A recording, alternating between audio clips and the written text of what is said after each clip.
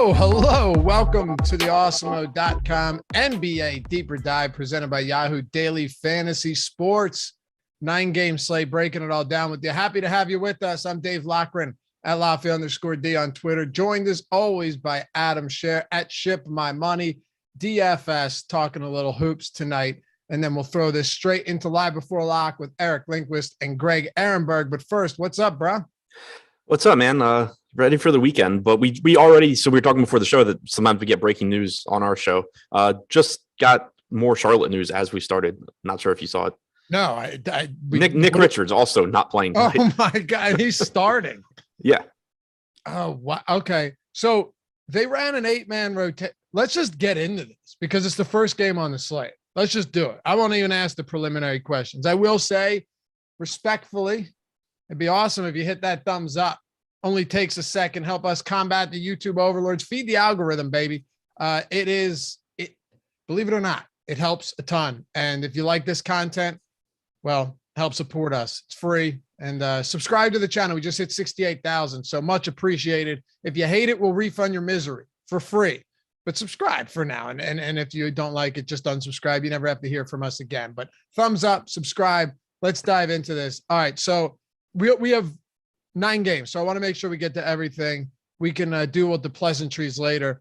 We'll start actually with Sacramento in this game. Then we can talk about Nick Richards and the Charlotte Hornets. So let's dive straight into it. The Sacramento Kings 1-point favorites, 231 total. This is easily the highest total on the slate. We haven't seen a ton of these 230 plus totals lately. Two teams that just decidedly do not play defense, Adam. Yeah, this game has, not only because of all of the injuries on the other side, but on the Sacramento side too, this game just has the potential to give you so many good plays. I was talking to Josh this afternoon, and it was just like, of the 9 guys that I expect to play on the Kings, I think you can make a case for any of them as decent options. Or at least, guys where it wouldn't be surprising if they did well. And then obviously on the Charlotte side, it's kind of the same thing. So this game in and of itself could just like be its own slate. It's crazy. I mean, look, they're both bottom 5 defenses in terms of defensive rating. They both play at a pretty elevated pace. I mean, Kings are 8th, Charlotte's 3rd. I wouldn't even be surprised if this soared over 231.5. I mean, I think that's a good total because neither of them are particularly efficient shooters, but this is going to be an up-tempo game. There's no doubt about it. So if you're talking about the Kings here, and when did we last get an ownership update? I just want to make sure we're in the ballpark here. So last ownership update came, about an hour ago, and we'll get one shortly as well. If you're looking at the Kings, just from like aggregate ownership, you have 4 guys that are getting 10+%. It's a high-owned team overall, but Terrence Davis on DraftKings, at least at 4K, is almost 27% owned right now on a 9-game slate. Yeah, he's just mispriced though. I mean, it's a great matchup. He's only 4K. He's been playing big minutes, but not only that, he's getting a lot of shots up. He's someone that, there was a decent chance, or it seemed likely that moving to the starting lineup, he would kind of just be like a placeholder type guy and really lose out on looks. But he has a 24% usage rate with De'Aaron Fox on the floor this year. He's getting double-digit field goal attempts. The only real risk I see to Davis, and this goes hand in hand with something else we'll talk about. Buddy Hield has barely been playing recently. You're talking like 18 to 20 minutes. He's also been shooting insanely bad. What happens when Buddy Hield is hot? I think there's a chance that in any given game he could cut into Terrence Davis's minutes. But on average, there's no real reason at this point not to think you're getting at least 26 to 28 minutes from Terrence Davis in this spot at 4K. That looks fantastic. It's amazing. And let me say too, though, that is it surprising to me that De'Aaron Fox has taken a considerable step back, not just from an efficiency standpoint, but also from usage. Like, yes, Terrence Davis, you would absolutely in the starting lineup expect him to see lesser numbers in terms of rates, but Fox's usage rate is down more than 3% from last season. His assist rate's down almost 9% this year from last year. So that's pretty considerable when you factor in last year's De'Aaron Fox was a 30+% usage and assist guy. Yeah, for sure. We've kind of seen him struggle this year. And like you said, the rates have come down a bit as well. But like it would be one thing, if you could just point to like Halliburton being the one to take stuff away from That's Fox. not it. Right. But like Terrence Davis is not someone I expected to maintain this level of usage. And he said Hield's hardly even playing too. It's not like he's soaking up a ton of usage and is having the best year of his career. Right. Exactly. Yeah. I don't get it. So you're right. He's underpriced. And if you're playing, what are you giving him? 30 minutes tonight, Terrence Davis? I have him at 28. 28. Okay. But he has that. He can get to 30 pretty easily. Oh, for sure. Played 30 in 2 of his last 3, 30, 29, and 30. It's just a good spot. This Charlotte defense is bad, man. Bad, fast pace, even faster pace than Sacramento. I see what you're saying. You could get to pretty much anybody here. And let me talk to you about the front court a little bit, Adam, with Richaun Holmes out. What are we doing in the front court now that he's sidelined and was a player that was averaging on the season 27 minutes? Yeah, so we haven't seen a Sacramento starting lineup yet, but based on what they did last game, Tristan Thompson replaced Holmes when he was hurt. Thompson started the second half, played the bulk of the minutes. Alex Len played all of the backup center minutes. You could conceivably get a 48-minute split from those guys. That's not necessarily my best guess. I think that you could certainly see minutes at the 5 from Marvin Bagley, especially because Charlotte doesn't really have a center. So you could definitely see, Bagley at the 5. You could just see this game play out a little bit smaller. But in terms of what could happen, $3,500 for Tristan Thompson, I think on average you're getting 22 to 24 minutes. You could get more than that. So he looks like a good to very good value. Alex Len, $3,100 on DraftKings. I think on average you're getting like 16 to 18 minutes, but could conceivably play more if they did go with like a true 48-minute split between him and Thompson. Marvin Bagley at 3,700 has a path to more minutes here. So any of those guys, not necessarily the top values on this slate because there's just an insane amount of value in general, but all 3 of those guys in the front court, I think, look like reasonable options. Yeah. We had a question too from, where is it? From Nick, one of our Awesemo members with that badge. Hit the join now if you want to join. Get the badges, the custom emojis, the free super chats each month, shout outs. What's up, Nick?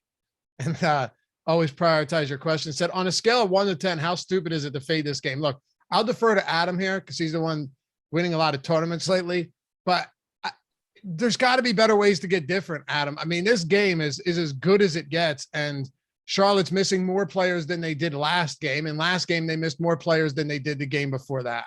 Yeah, fade is in just don't play anyone from it. I think you'd have to be out of your mind. Yeah. You don't necessarily have to be overweight on the entire game. You don't have to be overweight on every player or anything like that. But yeah, if you just say, I don't want any parts of this one, I think you've lost your mind. All right, straight to the point. Anything else from Sacramento you want to hit on? Yeah, Harrison Barnes is still really cheap. He's $5,400. He played 30 minutes last game. They said going into that game that he was not going to be on a minutes restriction. He very clearly was. But if we assume 30 minutes is like the floor of what he plays barring injury or foul trouble tonight, he still looks really good at 5,400. And there's obviously a chance he plays several more minutes because prior to his injury, he was getting 36 minutes in most games. So he looks really good. Tyrese Halliburton has been playing massive minutes lately. I think it's likely that you get 36 plus minutes from him. So he's a solid option. And then I haven't found a way to really get him into lineups, but I have a feeling that I end up being mad about it. I mentioned Buddy Hield losing minutes. he's shot really, really, really poorly. I have a really hard time thinking if his shot's falling that he's still only playing 18 to 20 minutes. He shot 13 times in 18 minutes last game. I think the ceiling is there, but again, like I said, I am still even like kind of trying to get him into lineups. I was still having trouble with it before lock. So I don't really think that I can do much to get to him, but it's just another one where it's like the ceiling is still massive, even for someone like him. For sure. And hey, Thomas, you're right. If you don't want to play this game, Yahoo locks at 7:30. You don't have that early game on there. If you want to just axe it entirely along with Dallas and Indiana. We'll get to Yahoo in a minute. If you haven't signed up yet, don't sign up yet because you'll get a free month of Awesemo Plus. Well, just use the link that Tyler's going to throw in the description or in the chat and the one in the description. Just sign up, deposit $10 or more and enter a paid contest, and we'll give you a free month of Awesemo Plus. I'll hit on that in a little bit, but if you want to jump in now and you haven't, it's a $90 value, and they'll give you $10 in free credit when coming back to you in your account. So yeah, it's literally free plus the $90 value Awesemo Plus membership you're getting. But with Charlotte, so we saw them run Borrego run an 8-man rotation last game, and that was with Nick Richards getting the start at him and playing 21 minutes. I mean, Bouknight played 11 and a half or just under 12 minutes. PJ Washington played 24 and a half minutes and he off the bench, and he's doubtful. So yeah, I mean, sure, if you need to, you can really grab the bottom barrel guys and give them a few minutes at the back of the rotation. But since the COVID thing, Oubre, Hayward, Martin, Bridges, they're playing 40 plus minutes in these games. And now you're without PJ Washington. Now you're without who was your starter in Nick Richards. This just keeps getting messier and messier and providing even more value, despite the fact that their salaries have come up. Yeah, like I'm not even entirely sure how to handle it at this point, but there's just nothing that suggests that Miles Bridges, Kelly Oubre, Gordon Hayward, and Cody Martin are not playing a massive amount of minutes tonight. I had them all in for 40 minutes because I just kind of didn't want to go above 40 on a median projection for anybody. I think now I'm going to end up at like 42 minutes a piece for these guys because Borrego, even as he keeps losing guys, he keeps showing that he wants to run a tight rotation. Even before the last game, there were reports that he said he wanted to add a body to the rotation and that Vernon Carey would get some center minutes. That did not happen. So it's, he's been pretty set on just running these guys into the ground. And like they called up guys from the G League. So they do have some bodies, but they're also losing bodies at the same rate. I have a really hard time thinking that barring injury or foul trouble, the main 4 guys aren't playing huge minutes. And then when you get beyond them, Bouknight 2 games ago played 22 minutes. Last game, he played 11. I think it's difficult for him not to play mid-20s in minutes here because they're certainly available. I assume you're going to get a center rotation of JT Thor, Vernon Carey, probably splitting close to 48 minutes. Thor has only played 82 minutes, including the preseason this year. He's averaged half a fantasy point per minute. Vernon Carey has played 20 minutes, including the preseason this year. He got some run last year and was, if I remember correctly, decent from a fantasy standpoint. I'm pulling those numbers back up now. But he played since the start of last year, including preseasons, he's played 147 minutes. He's averaged 0.76 DraftKings points per minute. If you get something like, let's say, 24 minutes for Thor, 20 minutes for Carey would look okay. But the thing is, on this particular slate, like we haven't even gotten to 8 of the other games, and I would still rather be taking shots at Tristan Thompson and Alex Len and Marvin Bagley probably than either of those 2 guys. But to me, Bridges, Oubre, Hayward, Martin, Bouknight seem like pretty safe and appealing options.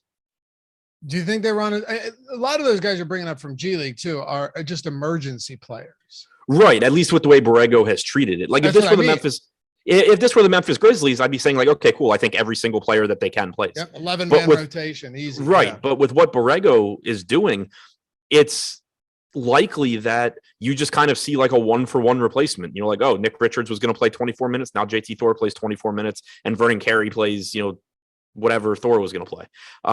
Maybe Scotty Lewis gets into the rotation in the sense that like he plays a stint here or there, which something like that would matter as far as, maybe Bridges plays 38 minutes instead of 42 or something like that. Or maybe Bouknight plays, 20 instead of 24. So it would have an impact, but not a huge one. And just based on what we've seen Borrego do, I have a hard time thinking that he's going super deep into his bench here. Yeah, it's nuts. You take last game's rotation, and you're taking almost 48 minutes off of it. 21, 20, you're taking 46 minutes out of it with Richards and PJ Washington from last game, at least as an example. So, and the other thing too, like just to keep in mind from like more like a macro standpoint, Charlotte is a bubble, playoff contender. They're the 9 seed in the East right now. They're playing they have a winning record. Right. They're playing the Kings, which is a team that you would really like to pick up a win against. Yep. So it's not like it's just another reason that I think it's very likely that Borrego just says, look, these other guys are going to get a few minutes just because they need to, but our main guys are just going to play like the entire game. Yeah, absolutely. I'm glad you brought that up because I didn't know the record. Honestly, I don't know. Yeah, no, I looked it up like 30 seconds ago. Yeah, I was like, let me see. The fact that they're playing this many minutes makes you think that they might at least be, because they lost 2 straight to the Sixers. I guess what were they, 14-11 before that? Yeah, these guys are going to play huge minutes tonight. And somebody mentioned in chat, and I totally agree, Jeremy, that this game is a slate of its own. Pretty much. Yeah, I said that. Oh, you said it too? Oh, yeah, okay. Not in chat, just. So you read Jeremy and then you said it. I know. I said it at the very beginning. I'm glad you were listening. You speak a million miles a minute sometimes. It's tough to get all of it.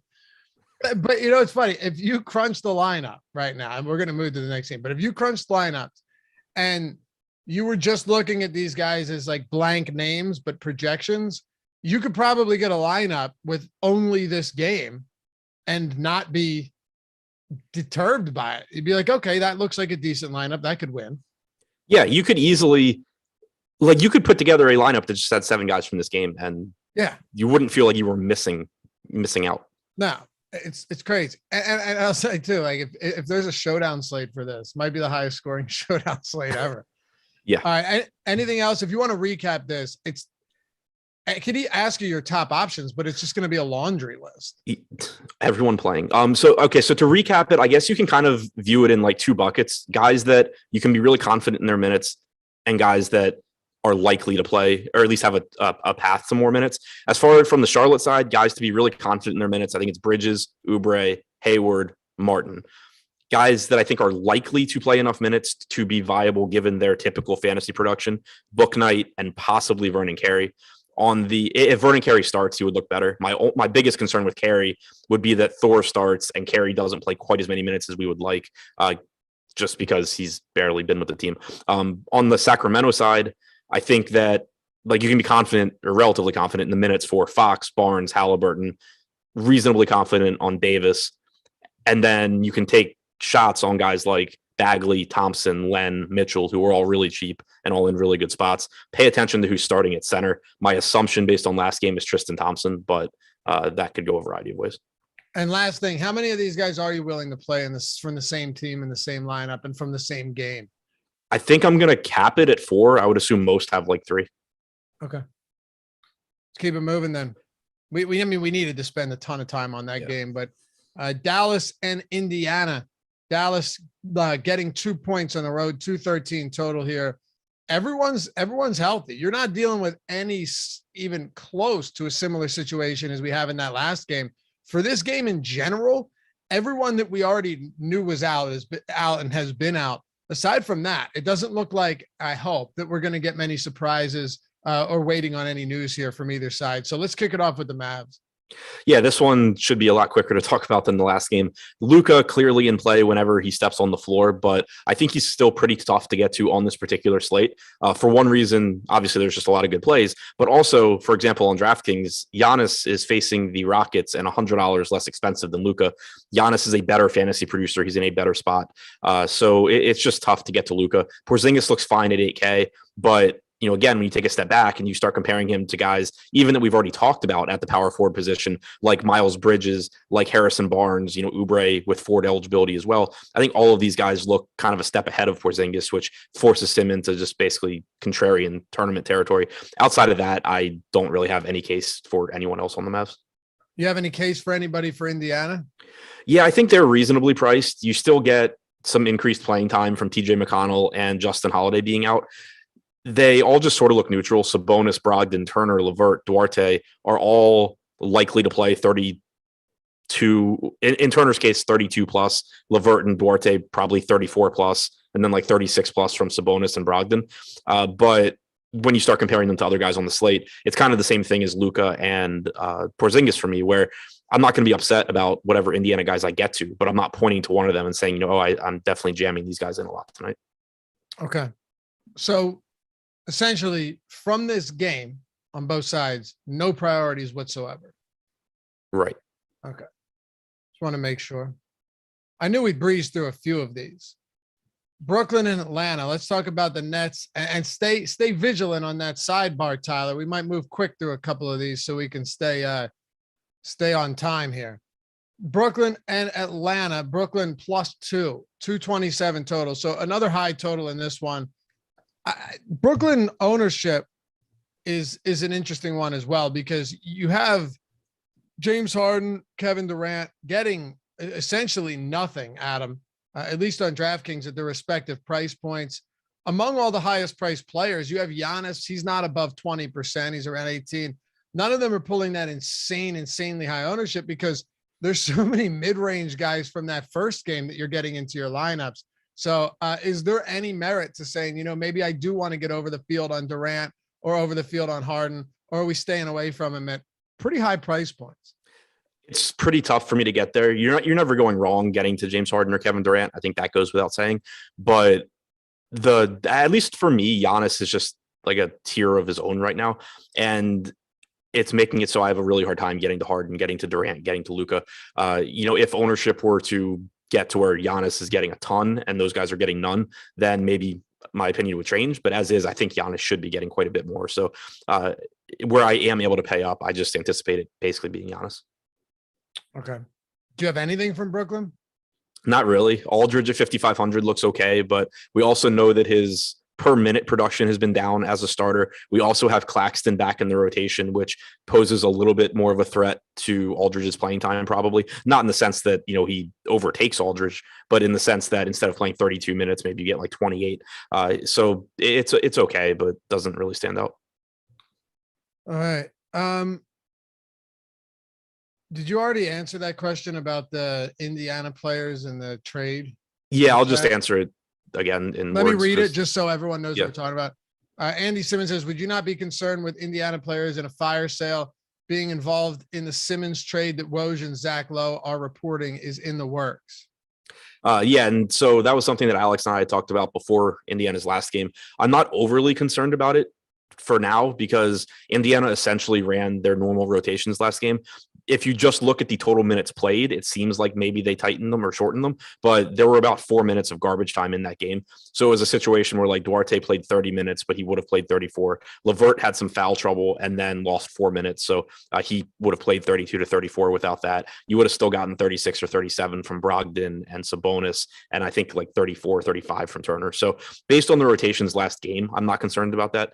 It's something to keep an eye on going forward, but it didn't seem to impact their last game.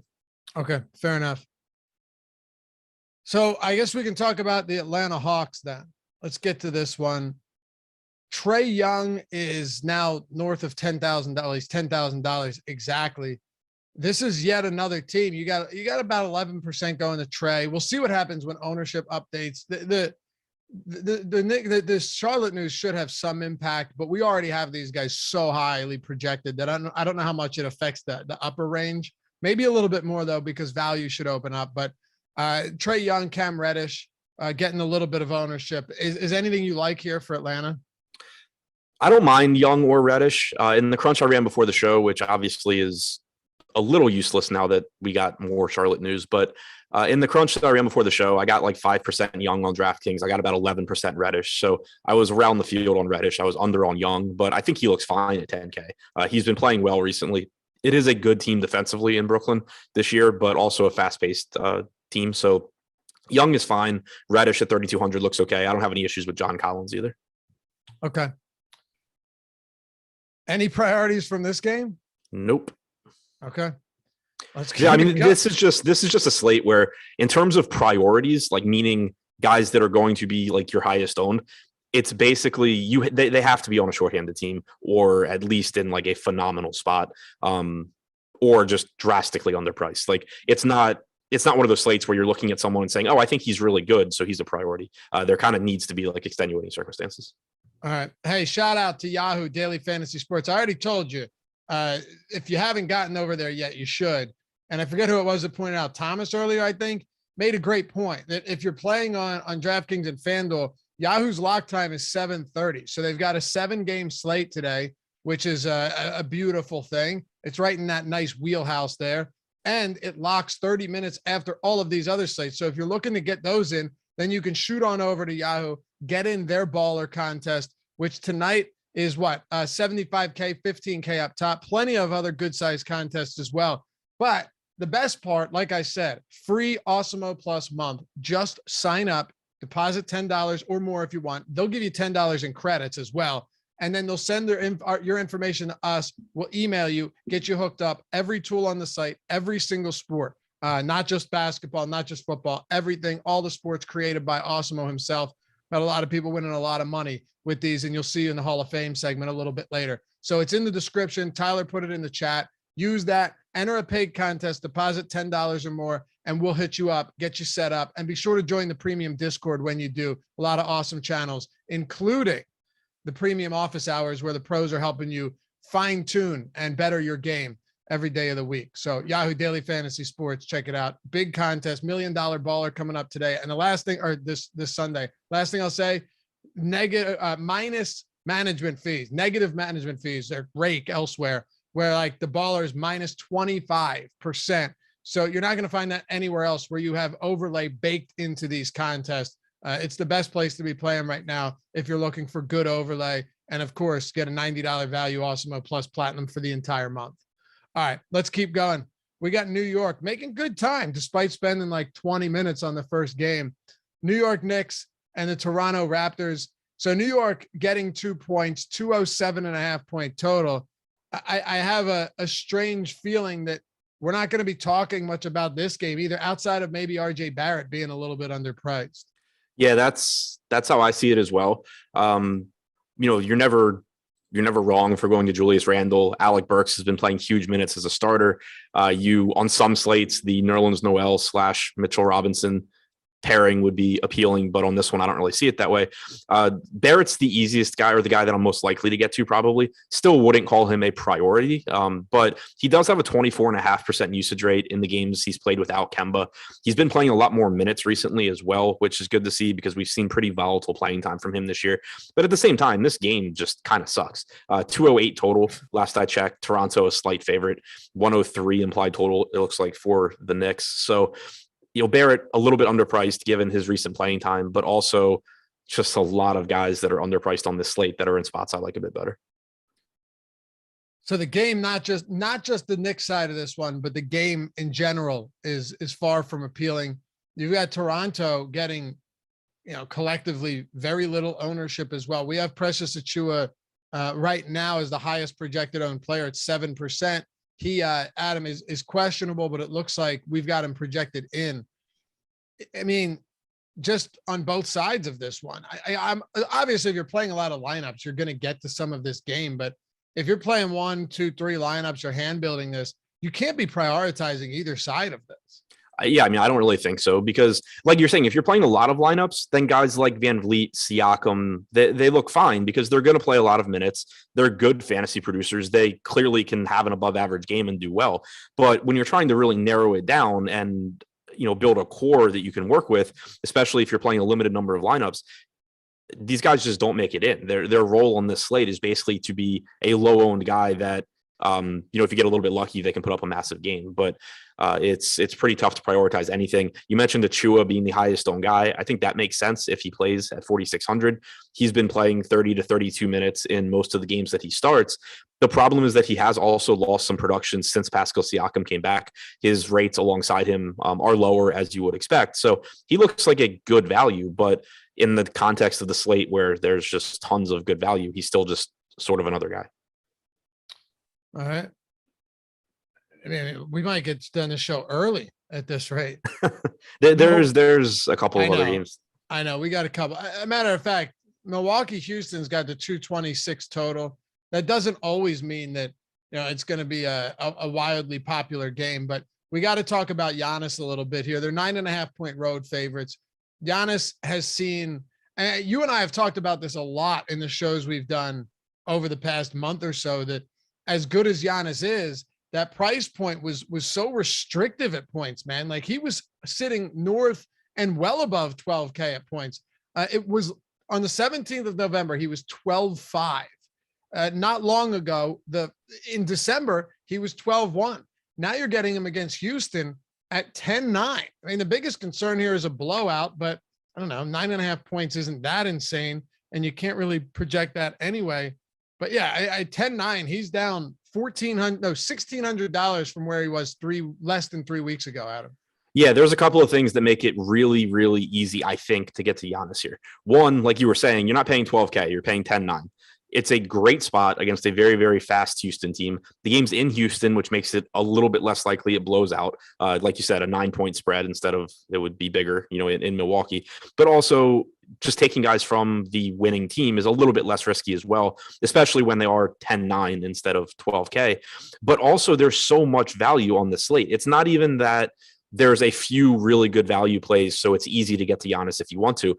It's that there's like a tier of really popular value plays, and then there's another tier of good, lower owned value plays, and then there's another tier of less good, but still fine, even lower owned value plays. So like there's a million ways you can get to Giannis, and it's really unlikely that all of the value busts because there's just so much of it. So just in terms of like the sheer number of value options, it makes it very likely that like basically Giannis could do well, but not, smash a $10,900 salary and still be a very, very useful piece just because of the raw points that he scores as a result of the fact that there's so much value on the slate that is likely to just absolutely smash their salary. So it makes it, really easy to get to Giannis. It makes it so the raw points matter a bit more. And on top of that, he's the best per minute producer on the slate. He's in a great spot. He's not even getting much ownership now at 18% on DraftKings. So I absolutely love Giannis. Yeah, I'm with you 100%. At 18%, it seems low, just given that, as you pointed out, it's really easy to get there. It's not as appealing to get to the rest of this team, though. Would you agree? Yeah, I'm still interested in them in tournaments because they're not getting much ownership, but Giannis is easily the top one to get to. But if you can't get to Giannis, or you're in that particular lineup, you're not getting to Giannis, any of Middleton, Portis, Holiday, there's still very high upside options in this spot. Even DeMarcus Cousins at 3,500, he would fall into that, I guess, like less good but still viable at low ownership tier that I mentioned. He's 3,500. If he plays 16 minutes here, he could easily have like 24 DraftKings points. But that guy. Yeah, but I mean, it's Giannis at the top. Middleton, Portis, Holiday are fine as sort of mid-range contrarian plays. Right. And it's kind of weird too. If you look at all of the pricing on these guys, they've all come down kind of considerably from the last week or so. Like Middleton's down $700. Giannis is down well over 1,000. Drew's down 600 from 2 games ago. So I guess you're right. It is a little strange they're not pulling any ownership at all. I mean, Middleton's 7%, Holiday's getting about 3, despite pretty big drops in salary. Agreed. So what do you think Houston's record is over their last 7? 5-2. 7-0. That's even better than I realized. Crazy, right? The Houston Rockets are 7-0 over their last 7 games. I mean, look, I think we probably see an end to that and come to that tonight, but who knows? Kevin Porter is out again. And I guess we can start at the top with Christian Wood. Alex Len is starting for the Kings. He is. Okay, so he can ruin lives again. Yeah, but like he's 3,100. If he plays 22 minutes, he's going to look really good, most likely. No doubt. I mean, he already is going to look good if he's starting, especially against this Charlotte front court. It's just Alex Len. It doesn't matter who coaches Alex Len. They all give him a shot and they realize they've made a bad decision maybe a week into maybe 2 games into it. Except for Scott Brooks. Right. But I mean, Scott Brooks is the guy that literally tried to kill Marcin Gortat. Yeah. And then he insisted on playing Alex Len over, what was it? It was Gafford last year, I think. I don't remember. There was somebody There was somebody behind Alex Len that should have been playing over Alex Len. Gafford. Yeah. It was Gafford for sure. Not Bryant. You're not talking about Bryant. No, Bryant, I think, was still ahead of him. Yeah. And then got hurt. Yep. Yeah. So I mean, Alex Len, foul trouble is always an issue. I bet if you looked it up, and I don't know, I bet he's easily averaging like 7 personal fouls per 36. Yeah, but at the same time, who the hell is he fouling on the Hornets? Well, I mean, they can't really look at it like that. But I agree, it doesn't matter. Like you can't. Right. At that price, it doesn't matter. But he'll figure. I mean, he'll find a way, I think.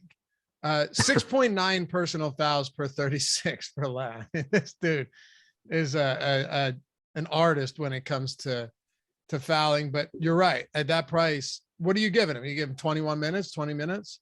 I'll probably go like 22. I had Thompson at 22 and Len at 18. Now I'll just flip it.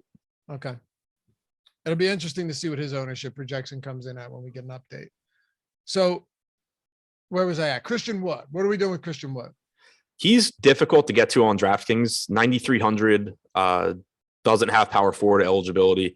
On FanDuel, he is a little bit, actually, a lot easier to get to. He's 8,200 with power forward eligibility. So if you're looking to play Christian Wood, I think that's where I'll be doing it, is on FanDuel, where I'm actually playing tonight. So I think he looks pretty good there. You know, he's a good fantasy producer. He's likely to play 33 or 34 minutes if this game's competitive, but I think much easier to get to on FanDuel. Then let's break down the rest of this team, because Jalen Green's been out since what? Late November, the 24th of November. I don't think there's any timetable even at this point for him to come back. He was playing 31 minutes a game. Now you lose Kevin Porter, who is also playing 30 plus minutes per night. So Armani Brooks has to be the one guy that we're at least talking about first here, right? When it comes to expected opportunity. I mean, where do you have him at today as far as priorities go? I'm really curious to see what the starting lineup is tonight, because 2 games ago, we got the Tice and Wood starting lineup against, I believe it was New Orleans, and Brooks came off the bench. Steven Silas said it was for matchup reasons, and he's suggested recently several times that he's going to mix and match for matchups. Going up against Bobby Portis and Giannis seems to me like a spot where it's pretty likely you see a Wood Tice front court with Brooks coming off the bench, in which case you could still get 24 to 26 minutes from Brooks and he would look okay at 4K. If he starts, though, that would suggest he's likely to play a few more minutes, although he still didn't play down the stretch last game. I still think, like, even if he starts, he looks kind of like a marginal value. I would still rather play Terrence Davis, for example, at the same price. But if he comes off the bench, I think it makes it even more difficult to trust him. And that is, I think, something that you need to pay attention to lineup wise, because it wouldn't be surprising if Tice gets to start again. If Brooks does start, he played 29 minutes last game. If he does start, how many minutes are you giving? 28? You're going to give him 30? Okay. So that at least makes things a little. Yeah, because I mean, the thing is, he didn't play at all in the fourth quarter last game. So if he starts, I mean, he played about 18 minutes in the first half. He was on pace to play 36 minutes, didn't play at all in the fourth quarter, even though, like, it was a game where you would assume he would have come back in. So on the one hand, 30 could be way low. On the other hand, like, I might even go to 32 if he starts, just because if he plays the fourth quarter, it's hard to see him getting less than 30. Yeah, and it's odd too that he didn't play in the fourth, because they were up by like 16 points going into the final quarter and almost blew that lead, and he still never returned. But I don't know how much that means. Like you said, though, that he played almost 30 minutes in 3 quarters. So, yeah, it would be a risk worth taking if he's in the starting lineup, because if he does get that fourth quarter run, I think, projecting around 32 is solid, but he could play even more than that. Do you have anything else that you're interested in for Houston? Not particularly. Eric Gordon looks okay, but I think he's just difficult to get to on this particular slate. Same kind of thing can be said for Şengün. Like, a lot of slates at 3,900, I'd want to take some shots here. This one, I think it's pretty difficult. Kenyon Martin Jr. is really cheap, but same kind of thing. So I think it's pretty much Christian Wood on FanDuel, Brooks if he starts. Okay. I guess that's it for this one. Let's move on. Cleveland, Minnesota. Cleveland, Cavs, what are they? 1.5 point favorites, 213.5 total. 1 second here. Hold on. Oh, okay. Yeah, 213.5 total. We can kick it off with Cleveland. Let's start in the backcourt. Anything you want to get to here against the Timberwolves? I think that at relatively low ownership, Darius Garland is interesting. He's 7,300 on DraftKings, 9% owned. Rubio at 5,300 is 12%. Both of these guys certainly have a path to success here. Garland's got a 27% usage rate without Colin Sexton on the floor this year. He's over a fantasy point per minute guy. Rubio also a little over a fantasy point per minute. Doesn't play nearly as many minutes as Garland, but if this game's competitive, still likely to get 26, 27 minutes. So both of those guys look decent. Rubio's pulling the most ownership. Garland's at 9%. Not priorities for me, but guys that I do think look like good contrarian pieces in tournaments. What about in the front court? I really like Evan Mobley here at 6,800. He has power forward eligibility, which is really valuable. He's likely to play a bunch of minutes. He played about 31 minutes last game, but that was also a game that was not competitive down the stretch. You're likely to get 34 to 36 minutes from him, but you also potentially could get a little bit more. Like, it wouldn't be surprising if he's on the floor for every minute that Karl Anthony Towns is on the other side of this game. Mobley's been about a fantasy point per minute guy this year. He's just been a very, very solid player, and 6,800 I think is a pretty reasonable price tag. Jared Allen looks good as well, but he doesn't have the power forward eligibility that Mobley does, so I think it makes it a little bit more difficult to get to him. Anything else from Cleveland? No. All right. So Chris Finch said that Russell's probably not playing today for Minnesota. So at this point, D'Angelo Russell's doubtful. Patrick Beverley, who returned last game after a pretty long absence, is probable to play here. I think that's probably a decent starting point.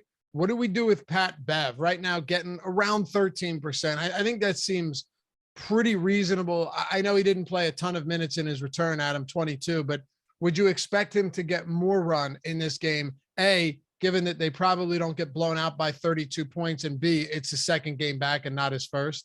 Yeah, I think both of those things are working in his favor. And in that first game, he still played 13 and a half minutes in the first half.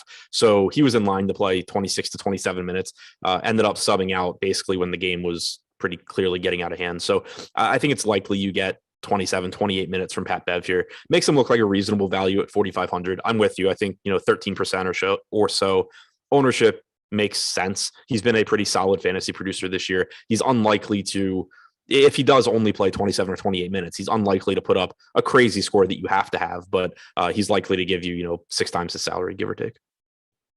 All right.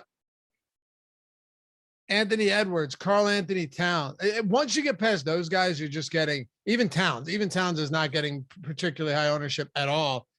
Do we have free ownership today? I'm asking myself. I know you wouldn't know the answer to that. No, we have NBA player rankings are free. NHL player projections, MMA fighter rankings are free, and the NFL top stacks tool, one of the best tools out there, is all free today. You don't need a sub or anything like that. So get in on it. Check it out at awesemo.com if you want to do so. And if you want to check it out and get 25% off your first month, your first week, use the promo code NBA Live, all caps, all one word. Top stack tool, boom bust tool, lineup builder, player projections, ownership, all of that stuff. Football, basketball, hockey, MMA, PGA, esports. If they have contests out there, we have content for it for DraftKings, FanDuel, Yahoo, and a ton of other sites, a ton of other sports. So NBA Live, all caps, all one word, will get you 25% off your first month or week. Sorry. But if you're not ready to do that, check out all the free content we have today as well. You don't even need to sign up or have a sub. All right. Wrap up Minnesota for me, Adam. So yeah, like you said, not a ton of ownership going anywhere else. Anthony Edwards is next at 10% on DraftKings. He makes sense. The upside is there. He has a 32.6% usage rate without D'Angelo Russell on the floor this year. He's likely to give you 36 plus minutes if this game's competitive. It's still not a great spot against Cleveland. It's not likely to be one of the higher scoring games, but at relatively low ownership, Edwards certainly can help you win a slate. Towns has a very high ceiling as well. I do think it's extremely difficult to get to him. And part of the reason, we haven't really gotten to some of the other center options, but we already talked about Alex Len, potentially taking up a center spot. We haven't gotten to Joval, who I think looks great. We haven't gotten to what's going on in the Phoenix game. So I think that it's just really tough to pay up at the center position tonight. But if you can find a way to do so, getting 3% Karl Anthony Towns, especially without D'Angelo Russell, isn't a particularly bad spot to be in. We got 6 down. We got 3 to go. Might be the best pacing we've ever had on the show ever. That's what happens when you talk a mile a minute. I mean, talk pretty fast. It's not a bad thing. You just talk, No, I talk insanely fast. I know. Like half of the time it's me trying not to talk fast, and I'm still talking that fast. Okay. I thought you thought I was insulting you, which I wasn't. I mean, no. It's a good thing when you have an hour for 9 games, you know. Lakers and OKC. Oh, wait, do I have Tyler, are you there? Oh, there you are. Okay. All right. Didn't know you're doing something dirty behind this. Oh, you're eating. Okay. You don't want us to see you eat. I get it. All right. Well, throw Hall of Fame up. I'm trying to shout these people out, induct them into the Hall of Fame, and then we'll hit on these final 3 games of the slate and turn this one over to the Live Before Lock crew. By the way, Carlos says Adam talks fast but pauses a lot. That's fine. You get someone like Matt Kajeski. Shout out to our boy Matt Kajeski, who will just like stop mid-sentence, but his sentence is actually over. Let me tell you, when I first started doing shows with him, Adam, I had such a tough time because I would sit there and wait for the continuation of the sentence, and it would just never come. Yeah, I remember you. I remember you talking about that. It's great. And we talked about it the other day on the show. But Hall of Fame, let's do this thing. What is it? I'll tell you. If you want to get inducted into the Hall of Fame, you want to win a free month of Awesemo Plus, you want to get the love, the shout outs on Twitter, and of course, right here in the segment that we do every single night, all you got to do is go to awesemo.com/avatar. Download the avatar, put it on Yahoo, DraftKings, FanDuel, wherever it is. Finish top 3 in a field of 5,000 or more, and tweet your wins at Awesemo HOF. Include Adam and myself in there as well, because why not? We like to see these wins and win a free month of Awesemo Plus Platinum. And listen, even if it wasn't top 3 in a field of 5,000 or more, but you still want the shout out, still want to see if you can get on here and you're happy, pleased with yourself over a solid victory, go ahead and do that as well. Doesn't matter how big it is to enter, as long as I swear to, why is this still, Adam, look at this image. Do you see an issue with this? No. You know, what image am I looking at? The first Hall of Fame image. Go back to that. Tyler, go back to that. I want to see it. I want Adam to see this. Okay. Inspect this. Do you see a problem here? The one that says Hall of Fame at the top? Okay. Look at our YouTube screen. Yeah, I am. Okay, but it keeps changing. I don't know which one you're talking about. The one, okay, he just put it back. The one with the guy with the winner, the 3 line, the 3 different things. Do you see? Okay, the Mike F one. Yes, the Mike F one. Do you see? Yeah. What? Look at his Awesemo. Look at his Awesemo avatars. What about them? They're this is the clearest Photoshop job in the fucking world. Dude. Oh, I was gonna say they look crooked. They are, and one of them's covering up part of his name. Yeah, I missed that one because I was distracted by the one at the top overlapping the one in the bottom. Yeah. I thought maybe like we had done a bad job of like editing something. No, I cannot imagine that's the case. I almost respect him for just such a half-ass job. And it got on not only yesterday when I said we shouldn't put it, but then today again, after we alerted these guys to the fact that this is the biggest hack job ever. But I'm assuming the wins are real, right? Like everything else doesn't look Photoshop. I have no idea. I don't know. That's true. You didn't know what a PC meant yesterday when we were talking in our DM. I knew what a PC was. I didn't know what Josh was telling me to do. A dedicated PC. I know. Anyway, Mike F., congrats on the big wins. Thanks again for all you guys do. Sorry I forgot anybody. I mean, it's just the greatest thing ever, though. I'm sorry. It should not be up there, but it is again, so we had to hit on it. Tyler Scanlon, thanks to the amazing tools and analysis, had my biggest DFS night by far. Awesemo, turning a fun hobby into a legit side hustle. Love to hear that. Keep the fantastic content coming. Hashtag trust the TTP, $35,000. Big win. And Bryce Oleon got a little bankroll booster last night in the FanDuel 25-cent fadeaway. Missed first on that last AD rebound, but no complaints. Beautiful. Turning in a quarter in the 250. And then 1-800-EDDIE Live behind the scenes. Guy who does a ton of our tools, a lot of stuff.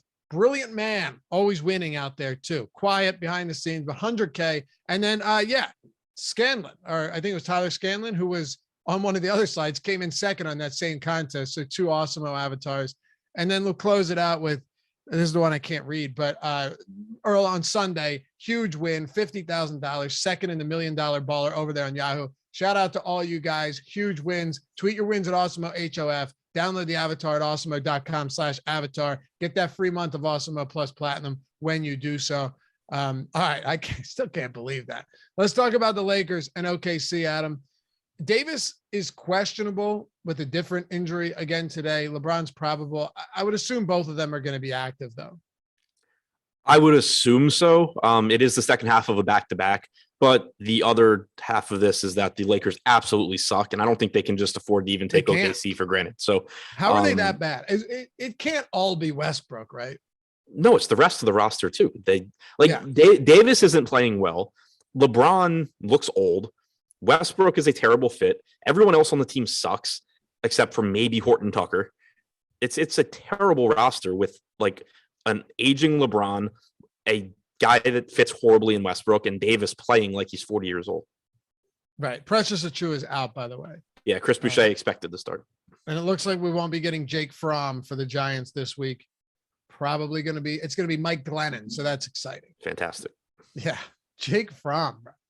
Okay. So you're right. And they can't afford to just sit back. Even against the Oklahoma City Thunder, the Lakers are only 4-point favorites in this game. So on most nights, we're looking at them and not really seeing much that we feel great about. LeBron is the only player on this team pulling any real semblance of ownership today. I mean, Anthony Davis is my favorite play from the team. If he's able to go. If he doesn't, then obviously swap to LeBron where you can, swap to Westbrook a little bit. But Davis at only 9,600 on DraftKings. In the games that these three have played together where they've all been active, Davis has been the best per minute guy of the group. He's the least expensive. He's the only one on DraftKings with multi-position eligibility. His game is tailored to FanDuel scoring, so he looks even better there. I'm assuming we don't get news before lock. I'm going to be getting to some Davis, and then I'll worry about late swapping, what I can to LeBron if the time comes. But I think the Q tag probably keeps the ownership down a bit. And if he plays, I think he looks great. If he doesn't play, it's not going to be that difficult to move stuff around, because every game tonight, there's three other 8 p.m. games. You still have the Boston Phoenix game. It's not like it's going to be tough to late swap. And just your nightly PSA when it comes to these late games, if you're doing something like that with Davis, put him in your utility spot or in the forward spot down there if you can. If you're playing on a site like DraftKings or on FanDuel or Yahoo, put him in the utility spot, wherever it is. Like, just make sure that you're not putting yourself in a bad position where you can't make that swap, because that'll kill you. If Davis is out, obviously you get to LeBron, you could get to Westbrook for sure. Having one of the big three out is huge, but does anybody really benefit enough in the front court as a value option that you'd want to target? If Davis is out, I think there's a pretty good chance that Howard plays enough minutes to be useful at 4,500. The problem is we probably won't know that by the time that Alex Len's game starts. I probably wouldn't be like looking to swap from Joe Val to Dwight Howard all that often or anything, but I think Howard would look better. You'd potentially get more minutes from Melo. Horton Tucker, I assume, would re-enter the starting lineup after leaving it in the second half last game. So he'd look a little bit better at 4,900. So I think it would be a bump for Horton Tucker. It would probably be a bump for Howard. It would be a bump for Melo. And then we know it would be a rate bump for guys like LeBron and Westbrook. How about on the other side of this game with the Oklahoma City Thunder? They look weirdly decent, just because this is likely to be a fast-paced game. None of them stand out as far as my highest owned guys, but I think any of SGA, Giddey, Dort, Baisley are reasonable sort of like last piece in type guys. We know the type of ceiling that Gilgeous-Alexander gives you. He's likely to play 36 minutes or so. Giddey leads the team in assist percentage. He should give you 31 or 32 minutes. Baisley is terrible, but he's been playing a little bit more lately. He's also only 4,100. So sort of mixing these guys in as contrarian pieces makes some sense. All right. 2 to go, Adam. We got Detroit, New Orleans. We got Boston and Phoenix. I've only asked once today, but we're 143 away from 500 likes. We got 2,300 people watching right now. It would be greatly appreciated if we can hammer that thumbs up, get us there. We got what? Now we got what? 140. So take that second. I know you just forgot. That's okay. If you're on the mobile app, just click out of chat, hit that thumbs up, and we get back to our regularly scheduled programming with the Detroit Pistons on the road, 6.5-point dogs to the Pels. That's when you know they're bad, when you're touchdown dogs to the Pelicans. 210 total. Sometimes low totals and bad teams doesn't mean that you don't want to get to anybody, but with the Detroit Pistons, generally speaking, it does mean that. I do want to ask you about Cade, though, because he's still at a mid-range price point, kind of volatile player just in terms of being a rookie, and you're relying on him to get up a ton of shots. Is Cade a decent mid-range kind of tournament pivot off of some of the more popular guys in that price range, or are you getting away from Detroit? He's decent, but I am kind of surprised. I thought when I did the show with Josh this morning that I'd be a bit higher. I'd end up a bit higher on Detroit than I am. Cade looks okay at 7,500. Grant looks okay as well. So does Sadiq Bey, but I'm just really having trouble getting to them. And I think part of the reason is that clearly, like Cade's going to be lower owned than the Charlotte guys, but it's not just a case of him being lower owned and because Charlotte has a little bit better matchup and, they project a little bit better. He's lower owned because he's likely to play like 8 to 10 minutes less than guys like Bridges and Oubre. That's a pretty big problem when you're trying to compare ranges of outcomes. So it just makes it really tough for me to get to that range and not end up on those guys. Then, just talking kind of across the price range, regardless of position, you still have Jared Allen in that price range. You have the Bucks guys, Holiday and Middleton against the Rockets.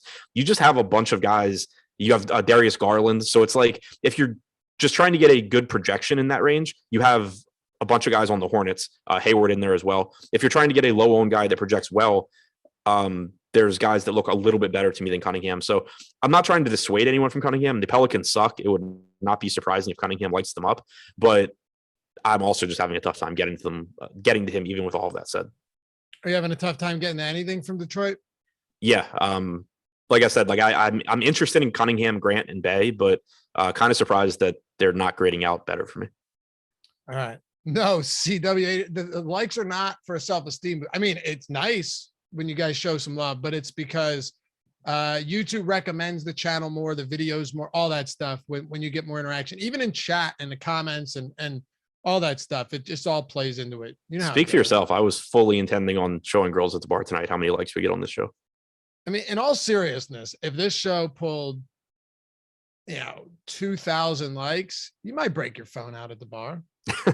you might. Whatever I tell Justin, like, oh yeah, we did like killer numbers on this show. They have no idea the context of numbers. I could say 6 million and 6,000, and she'd be like, "Oh, that's great, babe." No idea. You know what I mean? So I don't know. Talk to me about the Pels. They look extremely appealing here. So this is a team that I liked this morning, and nothing's changed there. Josh Hart getting tons and tons of ownership, projected to be one of the highest owned guys on the slate. I really don't have much of a problem with that. Josh and I spent a while on that this morning, and kind of the way that I phrased it, or the thing I pointed out was like, you don't want to just focus on Josh Hart. You're talking about your entire lineup. So it just becomes a matter of, can I find low enough owned pieces to pair with Josh Hart to get him into lineups, or does it end up being like, okay, well, I'm going to give up Josh Hart and his really, really strong projection for his salary in exchange to get some lower owned guys. In the crunch I did before the show, I was still able to get to a good amount of Hart. I don't know if that'll end up being the case, but he looks like one of the best point per dollar plays. He has small forward and power forward eligibility on DraftKings at 5K. He's likely to play at least 34 to 36 minutes. He's averaged 0.9 DraftKings points per minute in the games he's played with Ingram this year. He's playing a god-awful Detroit team. Barring foul trouble, injury, something like that, it's really, really hard to see Hart not doing well from a point per dollar standpoint. It just comes down to, it's still a 9-game slate. So it's pretty unlikely just, in general, that he, in terms of raw points, is one of the best scorers in his price range, but, or is the best scorer, I should say. But I think that at least as of now, I'm still able to make contrarian lineups while mixing Hart in. Devontae Graham, I think, looks good at 4,900. He played a lot of minutes last game. On average, you can expect him to play 30 to 32. He's, only 4,900, so that's a pretty good salary. Joval is probably my favorite play from this team right now, factoring in ownership. We only have him projected for 14% ownership on DraftKings. He is $8,000 there. He's 7,500 on FanDuel. He has averaged 1.3 DraftKings points per minute with Ingram active this year. He's likely to play 32 to 34 minutes. I think he looks great. And then alternatively, and this is, only if you're playing a lot of lineups, but Willie Hernangomez is going to probably play all of the center minutes Joval doesn't play. So if for some reason Joval plays 29 minutes instead of 34, you're getting a $4,100 Hernan Gomez at no ownership that is producing at a ridiculously high rate this year. Yeah, phenomenal per minute production from Hernan Gomez this season. He's one of the highest in the league if you're taking like lesser minutes played. There's no doubt about that. To wrap it up with Boston and Phoenix, thank you for the super chats, guys. Sean says, Adam, show the likes to the girls at the bar, but also show them the super chat. Yeah, flash a little $20 super chat on there. Why not? Thanks, bro. And then Thomas, when you guys are max entering, what's the range of total ownership we should be looking for at each lineup? Thanks. Can you answer this quickly? Because we got one game to get to. Yeah.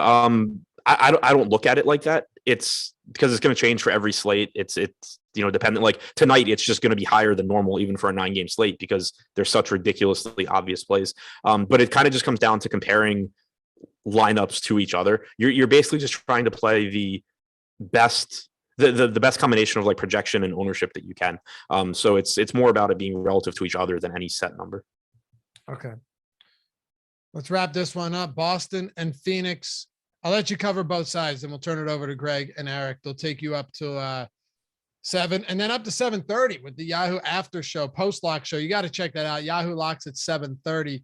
Jaylen Brown is out again. Dennis Schroeder's questionable. And on the other side, Devin Booker's out.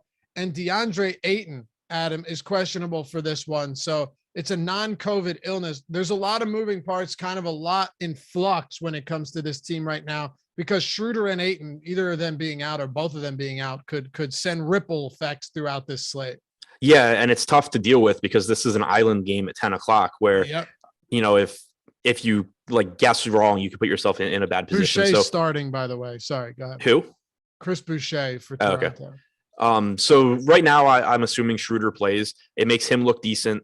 Horford, Tatum, those guys look fine. If Schroeder doesn't play, it's going to be easy enough to swap around, because the one nice thing is, even if everybody is in that is questionable right now in this game, they're still good plays, even if they're not great. So it shouldn't be that hard to move pieces around. Like if Schroeder plays, he looks good. If he's ruled out, you can swap him to Marcus Smart really easily. Al Horford looks fine. Tatum looks pretty good. On the other side, you have Chris Paul looks like a solid option at 8,300. DeAndre Ayton himself looks okay at 7,500. If Ayton doesn't play, you are in a tough spot. But you can swap him to Horford. You can swap him to, if you have multiple spots open, you can certainly swap him to JaVale McGee, who would look like a fantastic value. You also have some value here in Cameron Payne at 4,500, likely to only play 20 to 21 minutes, but he also has about a 30% usage rate without Booker on the floor this year. Landry Shamet looks like a reasonable value. It's just both of these teams, they have good plays, just nothing that stands out as a priority, I don't think, unless players start getting ruled out. Follow Adam at Ship My Money DFS, me at Laffy_D, LOUGHY_D. Good looks, fellas. 569 likes, got us up there. Crushed that 500. Yeah, we appreciate you. Good luck to all of you tonight. Eric, Greg, coming up next. It's the Awesemo Deeper Dive presented by Yahoo Daily Fantasy Sports.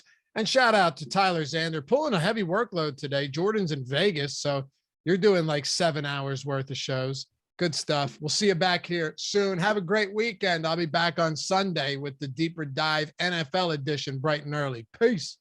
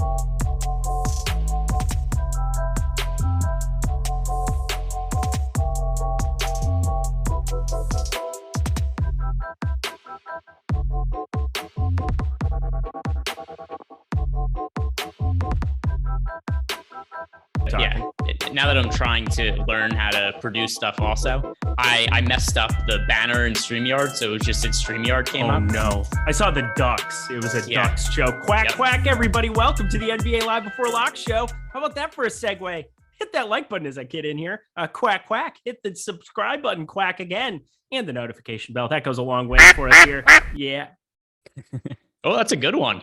Tyler, that was less fart-like. So well done by you.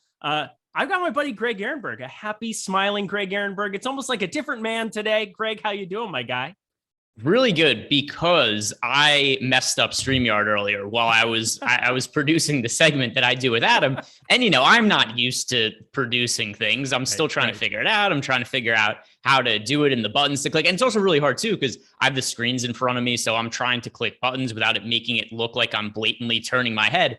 But I pressed one of the wrong buttons while I was recording the show with Adam and didn't realize I did it. So the StreamYard logo came up, which is just a bunch of ducks. And Stephen Leibowitz, who is always watching our shows, that I assume is watching now as well also. Yeah, he responded. He was like, did you try to troll Eric by putting the ducks on the screen? Which was not the intention. It was just an honest mix-up, but it was very funny that it's ducks that pop up on the screen. I'm like the Philip Rivers meme. Just, person lips, whatever. People are saying my face looks different today. It doesn't look different. I shaved like 3 days ago. Some people, I tell you what, relatively high expectations for us and our life, our look and our appearance. And you know what? As long as Yahoo's happy, they are the sponsor here of the Live Before Lock show. I will do my best to give them their due time. In fact, we're going to be doing half an hour after this show. Looking forward to that. They pushed back their main slate half an hour in order to accommodate us, to accommodate the show, and to make sure that you can get in there and that it gets the time and attention it deserves. So looking forward to that half hour. But of course, Greg, welcome to Charlotte Hornets Hour. We could just talk about them for the next 51 minutes and probably give people a lot of information that they could really, really use. All right, I'm actually going to start here because we're going to go position by position like we normally do, but I think everybody understands. Gordon Hayward, good play. Kelly Oubre, good play. Cody Martin, good play. What are we doing with these big guys? What are we doing at the center position where they're just getting no rostership and there are minutes that are massively available? Yeah, I like how I was joking before we started. I was like, what if we just talked about the Hornets for an hour? And you seem to have taken it literally. Like, yeah, let's do that. Let's talk about the Hornets for the entire show, which I probably wouldn't have too much of an issue with. But yeah, so we're seeing Miles Bridges, Kelly Oubre, Gordon Hayward, Cody Martin. These guys are getting a lot of ownership. Cody Martin in particular, a massive amount of ownership. Have to play him in cash games, tournaments. He's still a good option. I'm going to be a little bit underweight to the field just because of how popular he is. But none of these big men are picking up any kind of ownership. Like now, as you just mentioned, I think JT Thor starts. I think he's probably going to split time with Vernon Carey Jr. I have both of them projected fairly well, and nobody's getting to them. If you look at our current ownership projections, we have Vernon Carey right now projected for 0.1% ownership on FanDuel. We have Thor projected for 1.3% ownership. And then going over to DK, we have Thor at 3.5%. And we have Vernon Carey at 3. Considering their price points, I feel like I'm missing something because we have to give the minutes to somebody, and I think it's going to be those two. Yeah. Here are your available Hornets. Here you go. So I already listed off. We have Gordon Hayward, Cody Martin, Kelly Oubre, Miles Bridges. Those four, pretty obvious. JT Thor, James Bouknight, Kai Jones, Vernon Carey Jr., Scotty Lewis, and Arnaldus Kolboka. So I'm just throwing it out there. I don't think those last two are going to see the court. Kai Jones, JT Thor, and Vernon Carey Jr. have to figure out ways to play the 4 and 5 here. It's just going to be what happens. I'm with you. I think we got to rotate and try them out. Even on the other side of this game, we've got Alex Len, somebody that's going to be in the starting rotation. Everybody knows how that goes. It always ends poorly. But I think Alex Len's still at 3,100. I'm going to try to find Kings, whether it's Halliburton, Fox, or him on the other side of this game. I want it to stay intact. I want it to stay competitive, and I want it to shoot out. Do you have any Alex Len interest as well? So Alex Len, yes, I do. There's other guys I like a little bit more than him. By the way, is the noise really loud, or is that just in my headphones? Is this a me issue? No. Yesterday, so I was just I was DMing Tyler beforehand. I thought our microphones, or the microphones a little bit on the last show, might have been a little bit hot. Maybe it's on our end or something else. Let me try to turn it down a tiny bit here on my end, and yours maybe as well. Because yeah, it was definitely spiking a little bit in my ears, or I'm just a weirdo. That's definitely pretty inclined. Quack, quack. Well, or all the above. Also a very potential answer. But yeah, just talking about the Hornets scenario, yeah, you mentioned it right there. They just recently called up Kabolka and Scotty Lewis. Kabolka, I'm not positive I'm pronouncing his name right. Scotty Lewis, I'm pretty sure I'm nailing that one. But they just have so many guys out for this team. Terry Rozier, Ish Smith, Jalen McDaniels, Mason Plumlee, Nick Richards, LaMelo Ball, PJ Washington. PJ Washington was doubtful, was officially ruled out like 2.5 minutes ago. So with all of those guys out, you just have to allocate the front court minutes. Bridges, Oubre, Hayward, Martin. Those guys are going to play as many minutes as they could handle. And then you just get where do the 48 center minutes go? And that's where I think it comes down to guys like Vernon Carey, JT Thor, both of them viable plays and just aren't going to be popular, at least as of now in our ownership projections. All right. Well, I didn't mean to call it Tyler Xander. Tyler Xander's doing a phenomenal job over there in the pitch darkness, editing today, doing all of the producing here at Awesemo.com. Much appreciated. Give Tyler, at producer Tyler, just spam him in the chat here right now. Let him know how good Alabama is and how good they're going to look in the college football playoff. That won't get to him whatsoever. He's not an Aggies fan either, and they're a terrible football team, so it's fine. Let's keep it moving here. Let's go to guard. I just want to start this thing position by position. Otherwise, we're going to go through, and we'll obviously touch on all the Charlotte guys as we go here. But starting over on DraftKings here, at the top of the board, of course, you've got Cody Martin, but then Terrence Davis in that same game, another huge piece to this slate. Kelly Oubre here. I mean, these Sacramento guys, Terrence Davis, Tyrese Halliburton, De'Aaron Fox. How much are you getting to them on the other side? Yeah. So, well, one thing that's also really nice is that we're getting Kings value. The Hornets value was obvious coming into the day when all those guys were rolled out. I hadn't thought too much about the Kings standpoint until we started to get some guys rolled out there and some lineup changes. Terrence Davis playing more minutes. But now, particularly on DraftKings, we have really nice stacking scenarios where, we've had this situation all these games this year, wherever they've been chalk, they go to overtime. This Kings Hornets game is overtime written all over it. Primed for it. Triple. We're going for 3, please. This game is primed for and also it has the highest total of the day. This one is just primed for a 135, 130 double overtime game in Charlotte. And there are a lot of players to like on both sides. You mentioned Terrence Davis there. He's now starting for them and he's playing extended minutes. So last 3 games for Terrence Davis, 29 minutes, 30 minutes. He's been priced up on FanDuel to an appropriate level. I don't know what DK is doing where they're just leaving Terrence Davis at the same price point, because the last 3 games, those minutes I mentioned, he scored 38, 37, 28.75 DraftKings points. They've left him at 4K. He's the best points per dollar guard, in my opinion, today on DK. He's a huge part of my builds as well over here on DK. On FanDuel, still somebody that I don't really care. I mean, I just want to get to some of these Kings because of how much Charlotte exposure I'm going to have. And if the game fails, well, I move on to the next day. But definitely makes some sense to me here to get to De'Aaron Fox, to get to Tyrese Halliburton. 7K on FanDuel is a little bit more egregious, but he's still not the worst play on planet Earth, I suppose. Terrence Davis, 5,700 on FanDuel. Probably not have to get too much of him there. I'm not playing enough lineups to probably get to him. But on DK, for sure, huge part of it. Let's get to the rest of the position. The one guy that I'm trying to figure out, I mean, I'm surprised, and I know he's 3,200 here, but a 16.1% rostered Cam Reddish.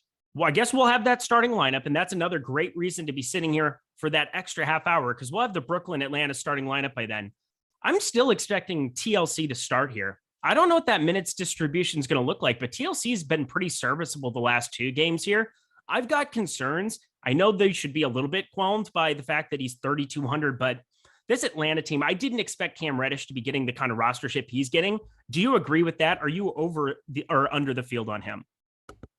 Yeah, well, starting with TLC, last couple of games, he's played fairly well. He's played a more extended minute, well, very extended minutes, 39 and 38 minutes in the last couple of games. And that was even with a little bit of foul trouble. 2 games ago, he picked up 5 personal fouls. And he did it without much usage. The game where he scored he had 12 points, 4 rebounds, 2 steals, 2 blocks, played the 39 minutes. He only had an 11% usage rate. So you can make a case that there's even more upside there. But as for Cam Reddish, I do agree with it. I have him projected not crazy well, but I have him projected for mid-20s fantasy points at a 3,200 price tag on DK. That's pretty appealing. He's lesser of an option on FanDuel, but certainly on DraftKings, I like getting to him. I just said that I knew that Cam Reddish was going to be coming off the bench. I'm saying TLC is still going to be starting, so I don't understand why Cam Reddish is getting so much attention at 16.1%. That was the point that I was making. And that seems like something that wanted to be addressed just because I thought he was being a little rostered. So wanted to point that out. Thank you so much, though. Everybody keeping me accountable. That's important. Sometimes miscommunication happens. I just want to make sure it clearly put out there that I just think Cam Reddish is overowned coming off of the bench at that point. But I guess last guy in, you could do worse than 3,200. I would just rather use my cheap ends to try to take shots there on some of the Charlotte guys. Rest of the position, I really like Devontae Graham. I really like getting to Pelicans here on this slate as well. Sub 5K for a guy in Devontae Graham, who's projected for 32.5 minutes. Has played 34 and 38 here. Josh Hart will get to at the forward position. Nickeil Alexander-Walker, never an exciting roster, but he can slip into a few lineups for me. And Brandon Ingram, if we're paying up for upside, this guy at 8,700 still has it. It's still crazy to think about that, but he's come down a little bit. 8,800, 9,100 the last two games.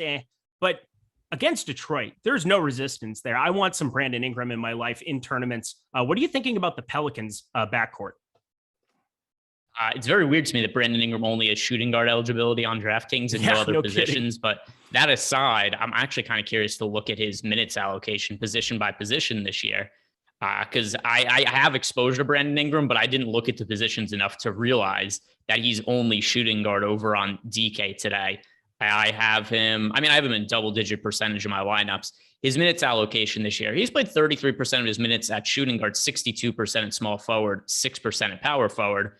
I think shooting guard, small forward is a fine duality to give him, but just giving him shooting guard is a little silly to me. Over on FanDuel, Ingram is just a small forward. So there we go. Just a shooting guard on DK, just a shooting guard on DK, just a small forward on FanDuel.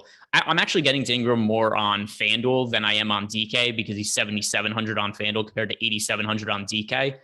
It doesn't make him a bad play or somebody that I want to get away from on DraftKings, but something that also influences me a little bit when I'm trying to find my pay up options. Do you have Anthony Davis in or out as of now? I have him out right now. And I think that that's going to just get me to a little bit more of the LeBron James.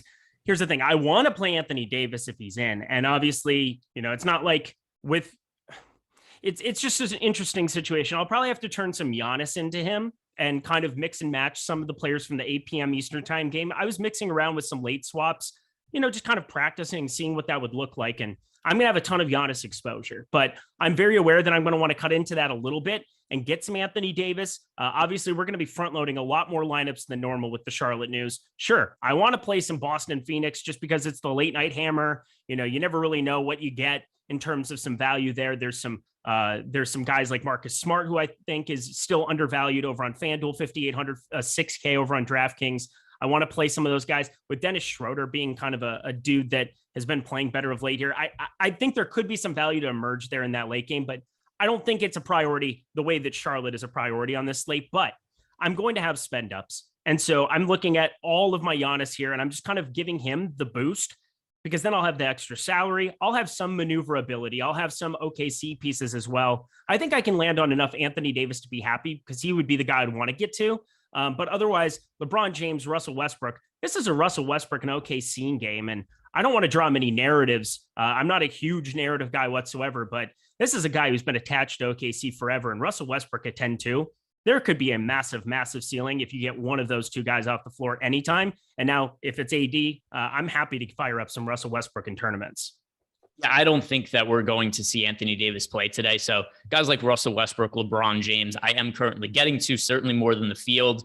I'll have to make adjustments if Anthony Davis ends up playing. But there's a lot of games in that 8 p.m. Eastern time start block. We've got the Bucks, Rockets, Cleveland, Minnesota, Detroit, New Orleans, Lakers, Thunder. The only one game, and there's a bunch of 7:30 games too. The only game that's really on an island is that Boston Phoenix game. And that's going to create some real headaches when it comes to talking about DeAndre Ayton and the center situation for the Suns. But to wrap this all up, you asked me about Brandon Ingram. The thing that I think is prohibiting my exposure to him a little bit on DK at the 8,700 price tag is a desire to play Russell Westbrook and LeBron James. I get that. And again, we'll get that confirmation here. And again, that's why I'm really high on Giannis. And yeah, Brandon Ingram, that's also another game that's in that 8 p.m. Eastern time window. So I will be able to kind of mix and match some of my studs, some of the guys that I'm really paying up for beyond that 7,700, 7,800 tags that we have for Miles Bridges, for Gordon Hayward, for some of those guys, those mid 7K numbers that I'm getting to quite a bit, just like I think everybody else will be too here. Let's keep it moving. We've covered the New Orleans Pelicans situation. We've talked Sacramento situation. Now we've talked the Lakers. OKC here. Lugens Dort is a guy up at 5,500 who's getting 14.5%. I want no part of something like that on this slate. Shai Gilgeous-Alexander, I understand the kind of ceiling that he has, but I also don't really want a ton of that either. Josh Giddey out there, 10%. I'm still not getting to that. I'm not really finding OKC to be that desirable with Shai back in the lineup with everybody active there. Are you getting to any of them whatsoever? I believe you are making a mistake by not playing Josh Giddey. Also, I like Josh Giddey. I like him as a player too, but I just not getting to him right now. Yeah, I have him projected fairly well. And then something else to consider. This Lakers team has not been good whatsoever this year. And we're starting to see people online, reading takes like, oh, how could LeBron fail with the super team? This roster sucks. But then also, because I think we're taking Anthony Davis off the court, that's a massive hit to the Lakers defense. It's going to help the Thunder's offense quite a bit. So I think just from that standpoint, we have to look at this as a potential boost to every player on OKC. And if I'm going to be getting to guys like LeBron James, Russell Westbrook, Taylor Horton-Tucker, Carmelo Anthony, Dwight Howard, all players that are in my player pool over 10% right now because I'm anticipating Anthony Davis doesn't play, I like an exposure to OKC guys to run it back with. SGA, a lower priority option, but Giddey is the one I have the most exposure to right now on the Thunder. He's in about 20% of my lineups. He is your boy. You love some Josh Giddey. I think he's a really fun player to watch. I think he can be a phenomenal NBA player going forward. Somebody who just great vision, great passer of the basketball that shows up in the assist column and just kind of a fun guy to be watching there in OKC.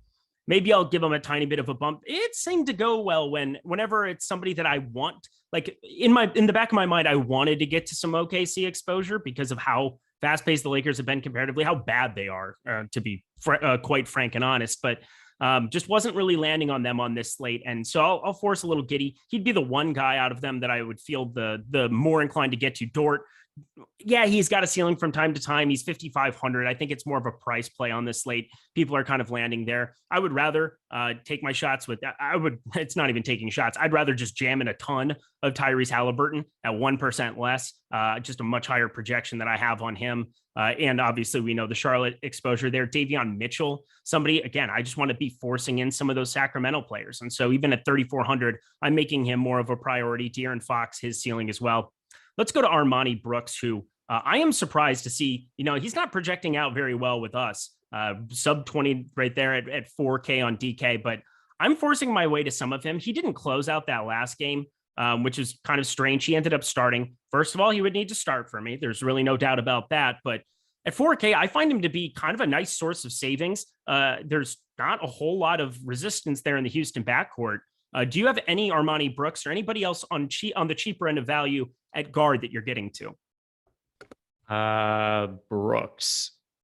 Yes, but not a significant amount. He's in a couple of lineups, but not anything that I'd be telling people like, hey, you have to go roster Armani Brooks. I have him in 3% of lineups. Okay. As for cheap guys at the guard position, let's see, who am I getting exposure to? A lot of these guys that we've kind of already talked about, Terrence Davis, Cam Reddish, they're both ones that are appealing to me. Give me a price point. Anything sub 4,500. Sub 4,500? Sub 4,500. All right. So sub 4,500. Chris Duarte is in 12% of my lineups. That's about even with the field. As for other guys, not anything significant. It's the only other one I have more than 10% of is Duarte. Reddish and Terrence Davis are really the ones I'm getting to the most. All right, beautiful. I'm going to catch up on some super chats here. We'll move ourselves along. Again, we got 33 minutes, got a tiny bit of a late start. Also, I love you, Loco. We've got Loco in the chat hanging out, helping everybody keep apprised of the news, such as Cam Reddish cleared to play. That's very important. Very good thing to know for this slate. And now I want to be getting to as much. Let me see what just happened. I just had everything close out on my screen. This is awesome. This is fun to have happen while you're live on. My browser just shut down. I'm still live though, right?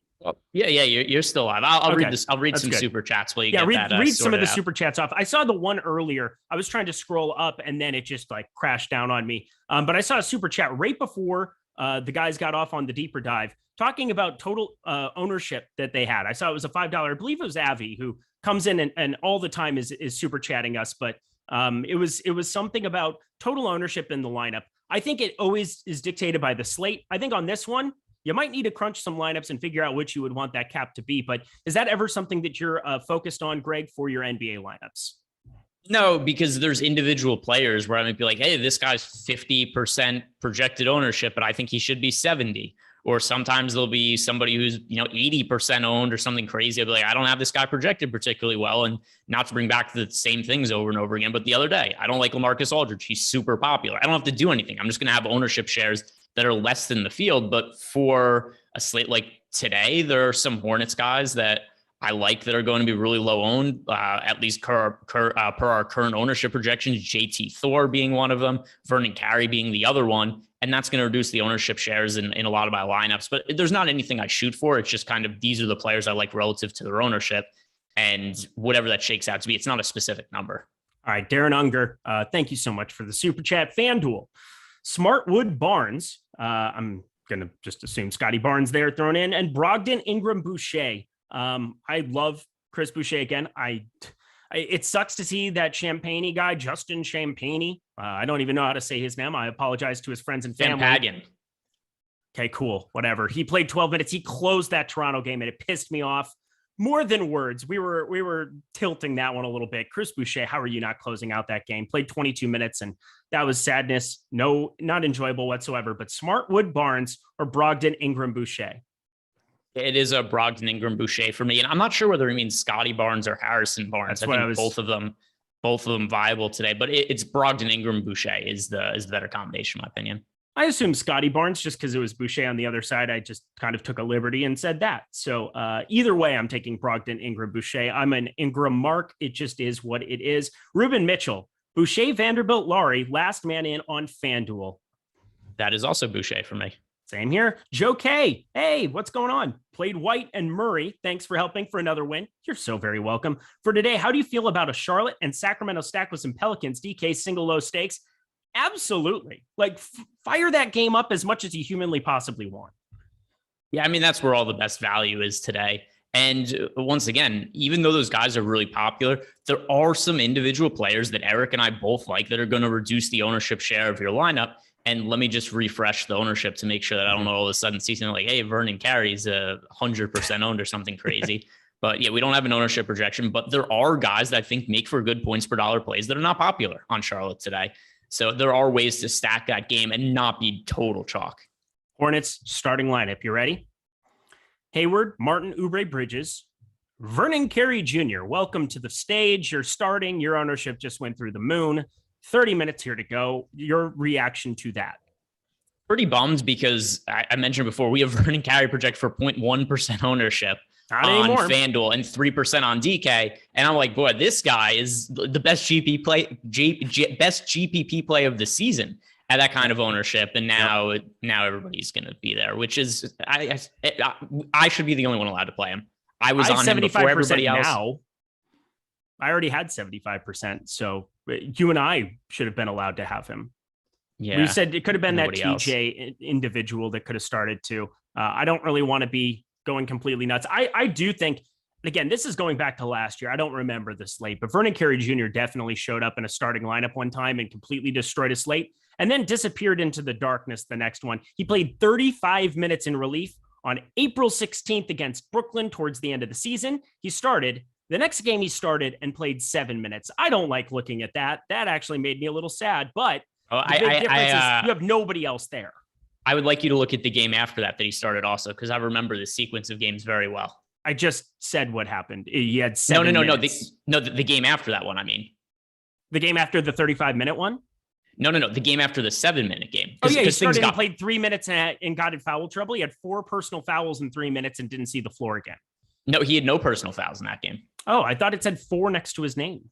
That was the 7-minute game where he picked up a bunch of personal fouls. Oh, there it is. Yes. 4 fouls. These are, they're very odd things I remember. For whatever reason, I remember all of the Vernon Carey games. I love it.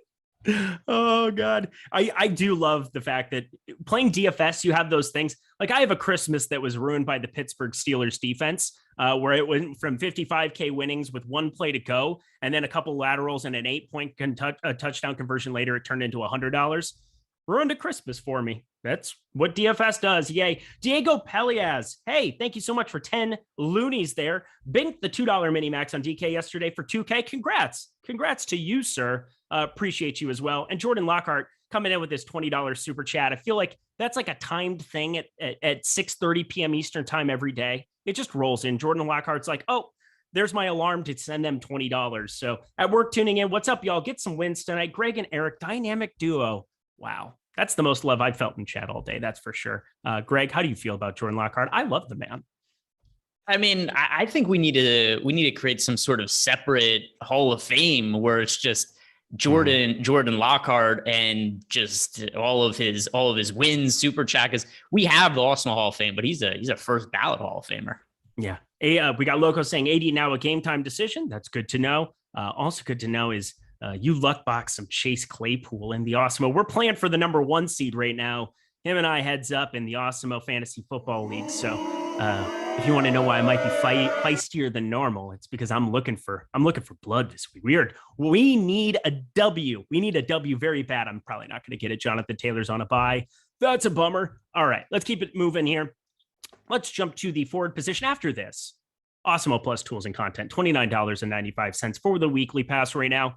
Do you want to see what we have behind the paywall for NBA, for NFL, for MMA, for PGA when that starts back up? Then use this promo code NBA Live before lock and you'll get 25% off that $29.95 for your first week of Awesemo Plus Platinum. If you're only interested in Awesemo NBA, $16.95, you can do the weekly pass, $4.95 for the weekly express package. But I strongly suggest if you're going to be playing NFL, if you want to check out MMAs, if you want to check out college football and college basketball projections from Matt Gajewski's just smashing. By the way, check out my Twitter at Eric Lindquist. Check out G. Ehrenberg DFS while you're at it too. But if you check out my Twitter, I retweeted out the sheet that he has of every player that's going to be inactive or active for bowl season. I mean, the guy is absolutely not watching movies or television because he wants to win you money. So take advantage of this deal. Check out the college football projections alone, and I promise it will pay for itself, no question. So utilize this promo code for 25% off. That's NBA Live, all caps, one word. Stop guessing, start winning. Join Awesemo Plus today. Man, I feel the espresso going through my veins. Let's get to the forward position. All right, it's definitely a lot of Charlotte Hornets here on the top end. No doubt about it. We've got, so many guys here from the Charlotte side. How do we kind of decipher through this? Kelly Oubre, Gordon Hayward, Miles Bridges. Prioritize those for me. So it was Oubre, Bridges, and Hayward. Yep, Hayward? The big three. Okay. The big three, quote unquote, here for Charlotte today. Well, to me, the big three is because those my two most rostered players from the Hornets are Cody Martin and Vernon Carey Jr. Mm-hmm. So you're asking me about three guys that I don't think matter quite as much. Wow. I have them very close. I have all of them in almost the same exact amount of lineups. I have 35% of Oubre, Bridges, Hayward, all around that number. It's like 34, 35, 36. Rerunning lineups right now with the confirmed news of Vernon Carey starting. And he's currently my most rostered player. But how I would actually rank these guys, I guess Oubre, Bridges, Hayward, we're splitting hairs. So I think all of them are pretty high priorities. All right. I love all three of them too. I'm going to go just because of salary implications. I mean, I'm going to be looking at going Kelly Oubre, Gordon Hayward, Miles Bridges. I think Miles Bridges, though, I mean, he's projecting out the best for us right now.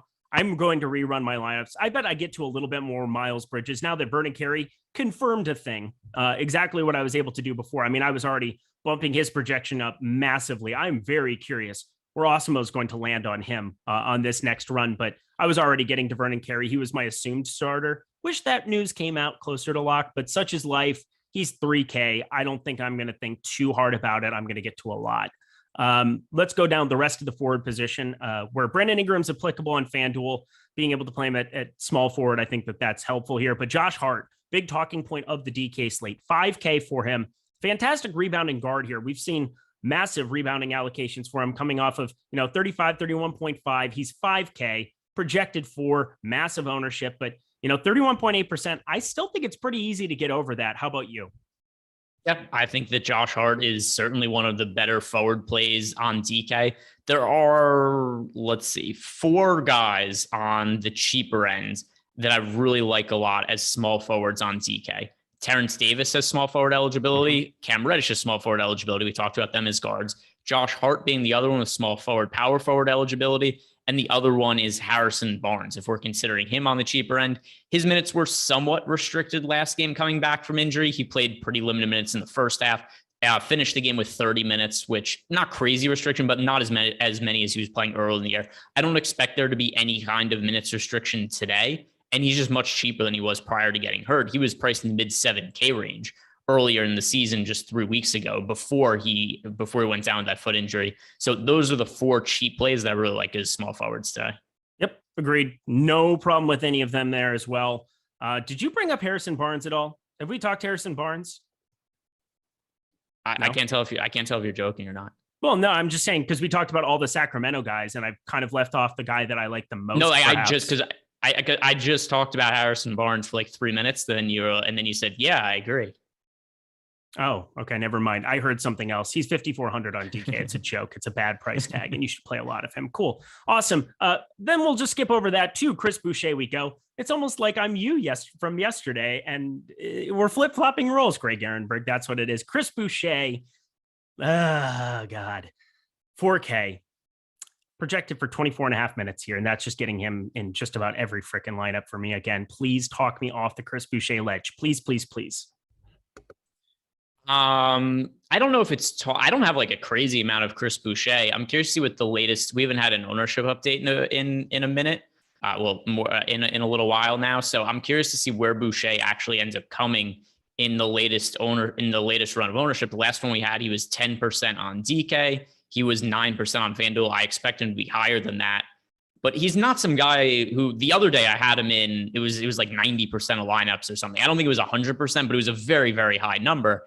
And we got okay results out of him. It was maybe a little bit disappointing points per dollar. It's not like he killed us. It was results that were certainly acceptable relative to his salary.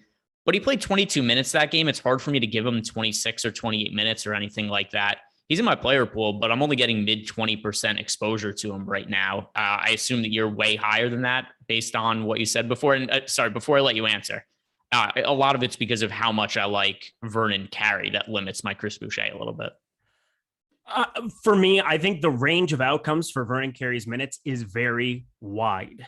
I think it's very wide. Before I was playing a ton of him because he was like 3%. I'm expecting that to go up drastically. You could tell me Vernon Carey played 10 minutes or he played 38 minutes, and I wouldn't be surprised by either outcome. I mean, maybe 10 minutes would be a little extreme. Man, everybody thinks I'm drunk in chat because I didn't listen to one thing. There's a lot going on here today, okay? I'm updating 3 sites of lineups. I'm having a lot of fun. Get off my lawn, kids. All right, we're going to continue on. I'm having a blast. But I do love getting to Vernon Carey as well, simply because the massive upside. He's 3K. Make your mistakes cheap. If you're going to make your mistakes cheap, you're fine for the most part. And I don't really think it's a mistake to get to a guy who's starting here for a team with like legitimately an 8-man rotation that you're looking at again for tonight. And one of them being reinserted in there. Like, there are a lot of ways this center rotation could break down, but totally worth it to take shots on Vernon Carey. My thing with Chris Boucher is that I think he's more stable in terms of I would fully expect him between the two to be the one I guarantee is going to play more than 20 minutes. But I don't know how many more than 22 or 24 Chris Boucher could play. I really want him to get to 28. If he gets to 28 minutes, I would have 100% of him. But it is so hard for me to be able to look at that and say that is going to be the result here. But I mean, it was so weird that he ended up closing this last game, and it's really kind of aggravating me and makes it difficult. I'm going to put a cap on him on a couple of these sites, just kind of make that my quick solve to getting too much Chris Boucher and kind of move on with my day and not make him the largest stand of my entire day. What is your largest stand of the entire day then? It was Miles Bridges early. Well, it was Miles Bridges before we started the show, and then I recrunched. I was getting like very little compared to what I was expecting there. I'm probably going to get to Kelly Oubre in almost every single lineup. I think that's probably my large stand at this point. But that's somebody who's super, super popular. Vernon Carey, I was taking the largest stand compared to where his rostership was earlier. But now it's going to come down because his rostership is going to go way, way up. So that's going to be flip-flopping. Brandon Ingram, as far as a stud goes, is going to be a huge part of my slate. And then all these other Sacramento pieces, whether it's Halliburton, I'm over the field on, Fox, I'm over the field, Terrence Davis, I'm over the field, and Harrison Barnes, I'm over the field, simply because of how many Hornets you're getting to. We have an ownership update, by the way. Love it. That's what I'm waiting for. All right. So we have an ownership update. Can't say I agree with it, though. We did up the exposure to Vernon Carey, but now he's projected for 5% ownership on DK and 1% compared to 0.1% on FanDuel. Well, I'm going to be overweight to those numbers. I'm not exactly sure what the number is going to be, but it's going to be higher than that, I would assume. Yeah. Again, I do expect his range of outcomes to be very wide, but I'm willing to embrace the risk of, if he's going to be low owned, we just fire a ton, right? Like that's kind of the same sentiment we have. Yeah, I don't think he's going to be low owned, though. I know that's what our current projection is, but I assume that's just based on how the algorithm works, and maybe some sites have not updated their projections yet for the starting lineup for the Hornets, because I just can't imagine that Vernon Carey min price on DK is going to be 4 or 5% owned. Tyler, the guys did Awesemo Hall of Fame on the last show, right?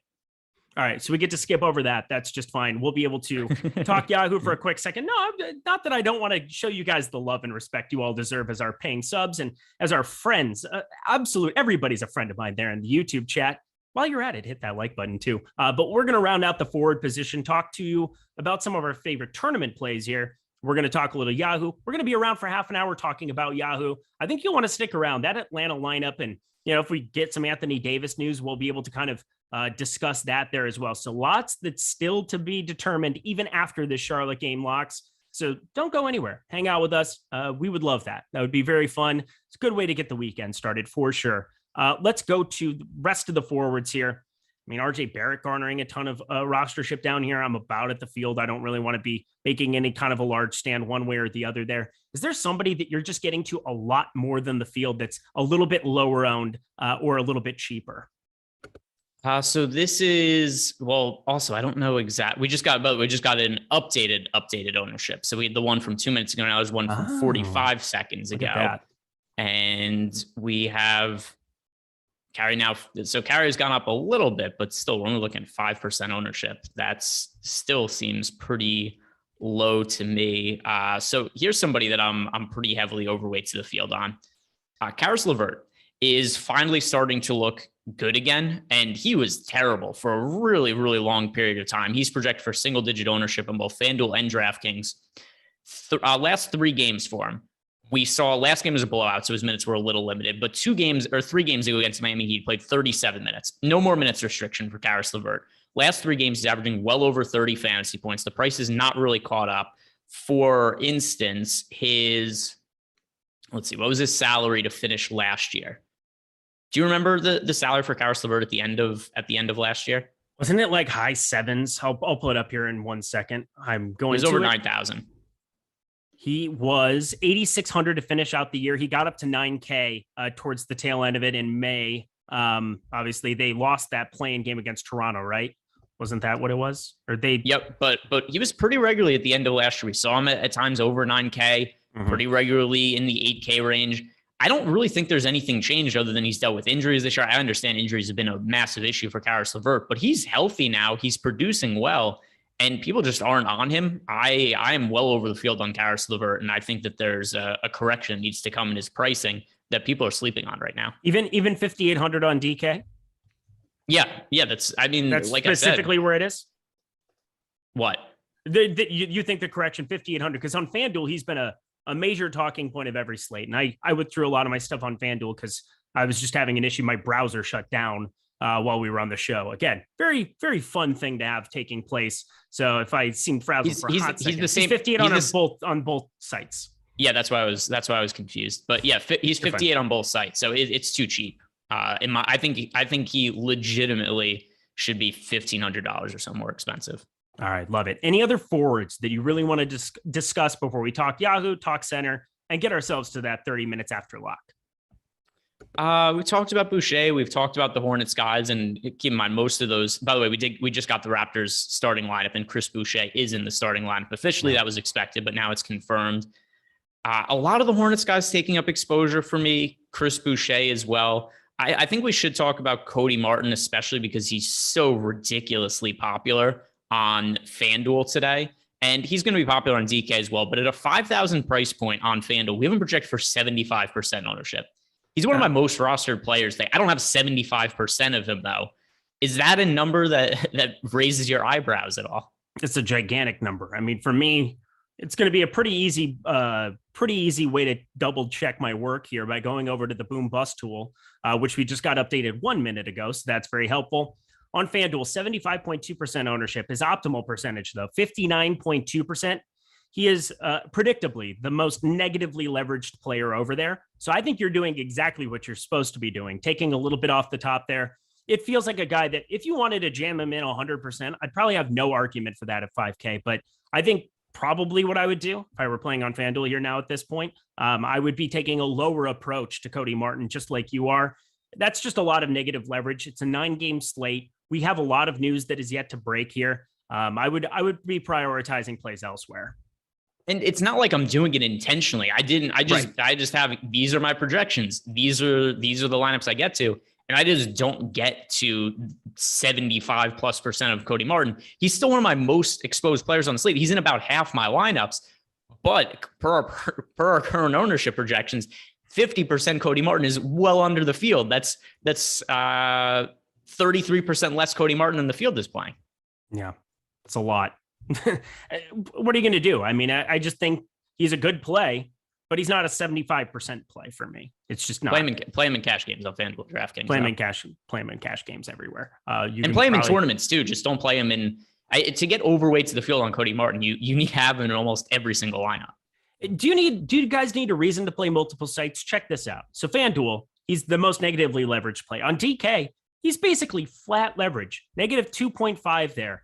You can make stands different directions on different sites because the pricing just kind of works out differently. Looking at him on Yahoo right now, you're not going to have to even think about this Charlotte situation because we don't have to worry about these early slated games. So it's a completely different slate that we're going to be talking about here on Yahoo in just a little less than 12 minutes. But let's chat about Yahoo for a quick second. We've partnered with them for the NBA season, and it's been really, really fun. And it's because we're advocating for a site that is actually great to play on. Sometimes, you talk about a site and, you look at all the rosy parts of it, but like Yahoo, legitimately, they are putting the player first constantly. The lowest management fees that you will find anywhere. Negative rake for NFL on Sundays with that 200K overlay contest, the baller that they run every single Sunday. Best DFS contest in the NFL, but that's not the only reason you should go join Yahoo right now. If you go over there as a new user, you deposit $10 or more, you will get 1 free month of Awesemo Plus Platinum completely free to you. Every sport we offer by the paywall. As much as I want you all to use that NBA Live promo code, this is like 10 times better, truly, because you're getting a full month completely free just by going to Yahoo, setting up an account, depositing $10 or more, playing in any paid contest, the dollar, the quarter, whatever you want to play in. Check it out. I promise you won't be disappointed. And I promise you won't be disappointed by anything that we offer here at Awesemo Plus. Every single sport, NFL, NBA, MMA, NHL, we have the tools and the equipment to help you succeed, whether it's, Jordan Lockhart, who, is somebody who's just coming in hot every single day in the super chats, or somebody like Alex Baker, who's in charge of the tools. His name's on all of it, who's dominating the streets every single day. So thank you so much to Yahoo for their sponsorship. Take advantage of that deal here now. Let's get to them here in 9 minutes, but let's round out the discussion of this main slate that we have on DraftKings and FanDuel and head over to the center position. On the top end here, we've talked about Vernon Carey. He's my highest rostered center here. Chris Boucher has shot up the board in our last run of ownership over here on DraftKings, 27.3% here. Giannis, I guess you can kind of incorporate him into the discussion here. Jonas Valanciunas, Alex Len. Who are the centers you're getting to the most on this slate, Greg? Yeah, so Vernon Carey. I do have exposure to JaVale McGee right now, and I just don't know how to approach that scenario. And it's one that you and I both like to take advantage of with late swap. The issue is if DeAndre Ayton plays, it's the only game. There's nowhere else to go to. So I'm getting to JaVale McGee just because I think it is the prudent thing to do over the course of 150 lineups. But man, it's going to be difficult because it's just those lineups that JaVale McGee is in. If Ayton plays, they're just totally shit out of luck. But there's massive upside in McGee if Ayton ends up sitting, because something that needs to be pointed out here is we saw JaVale McGee start earlier in the season when Ayton was out. but he just split minutes with Frank Kaminsky. Kaminsky's out for the next few months. So it's going to have to be the JaVale McGee show if he starts. I just don't know exactly how to handle my exposure to him. I'm around 10% right now. It's a number that no matter what happens, I'm stupid for playing him, or I'm stupid for not playing more of him. But JaVale McGee to me is really probably the best sleeper candidate on the entire slate right now. I agree. The next guy, and again, Ish Wainwright, he's like 6'5". So if you don't have DeAndre Ayton out there, you are looking at some massive size disadvantage. I mean, Jay Crowder is going to have to play some 5 for this basketball team if you get Ayton out, McGee comes in. So, I mean, it's going to be as much JaVale McGee who's healthy as you can humanly possibly imagine. It's always been kind of a minutes thing with him. I mean, if you go through his box score, there are times 16 minutes, 14 minutes, 20 minutes where he's just smashed. And without Frank Kaminsky out there, Jalen Smith doesn't really matter to them. They do not care about Jalen Smith's existence whatsoever. They won't put him on the floor basically at all. Basically a wasted draft pick for him. And I'm telling you right now, it's going to be more Jay Crowder at the 5 in the event that that's what it turns down to. And against Al Horford as the 5, it's not a complete catastrophe to do that. Somebody who does sit around the perimeter more than the average big. So JaVale McGee, though, I just absolutely love the play. I'm getting to a little bit over the field. I don't know how to get to more. I wish I could get to more. There's just such an opportunity cost on this slate. I'm hoping we get that news before 8 p.m. Eastern time. But in the event we don't, I'm okay burning 15, 20% of my lineups and kind of saying, you know what, I went for it. And, you know, if I have to pivot around and make things work, I mean, I'm not going to have a lot of other lineup spots to try to utilize or salvage it. It's basically saying, all right, that's a losing lineup as it is. Yeah. And by the way, did you see, because we have news on the other side of the game, Dennis Schroeder's questionable, but Josh Richardson was just ruled out for COVID. Oh, and now there's a situation with Boston. If Dennis Schroeder's out, I think there's a pretty good amount of value that opens up on Boston, because I would have assumed that Josh Richardson takes those minutes. Now we could have no Richardson, no Dennis Schroeder, and you have a spot where, and then that's in addition to Jaylen Brown being out, we could see extended minutes for somebody like Aaron Nesmith, Romeo Langford. We saw Langford start last year in pivotal games for the Celtics and actually do some real damage for fantasy purposes.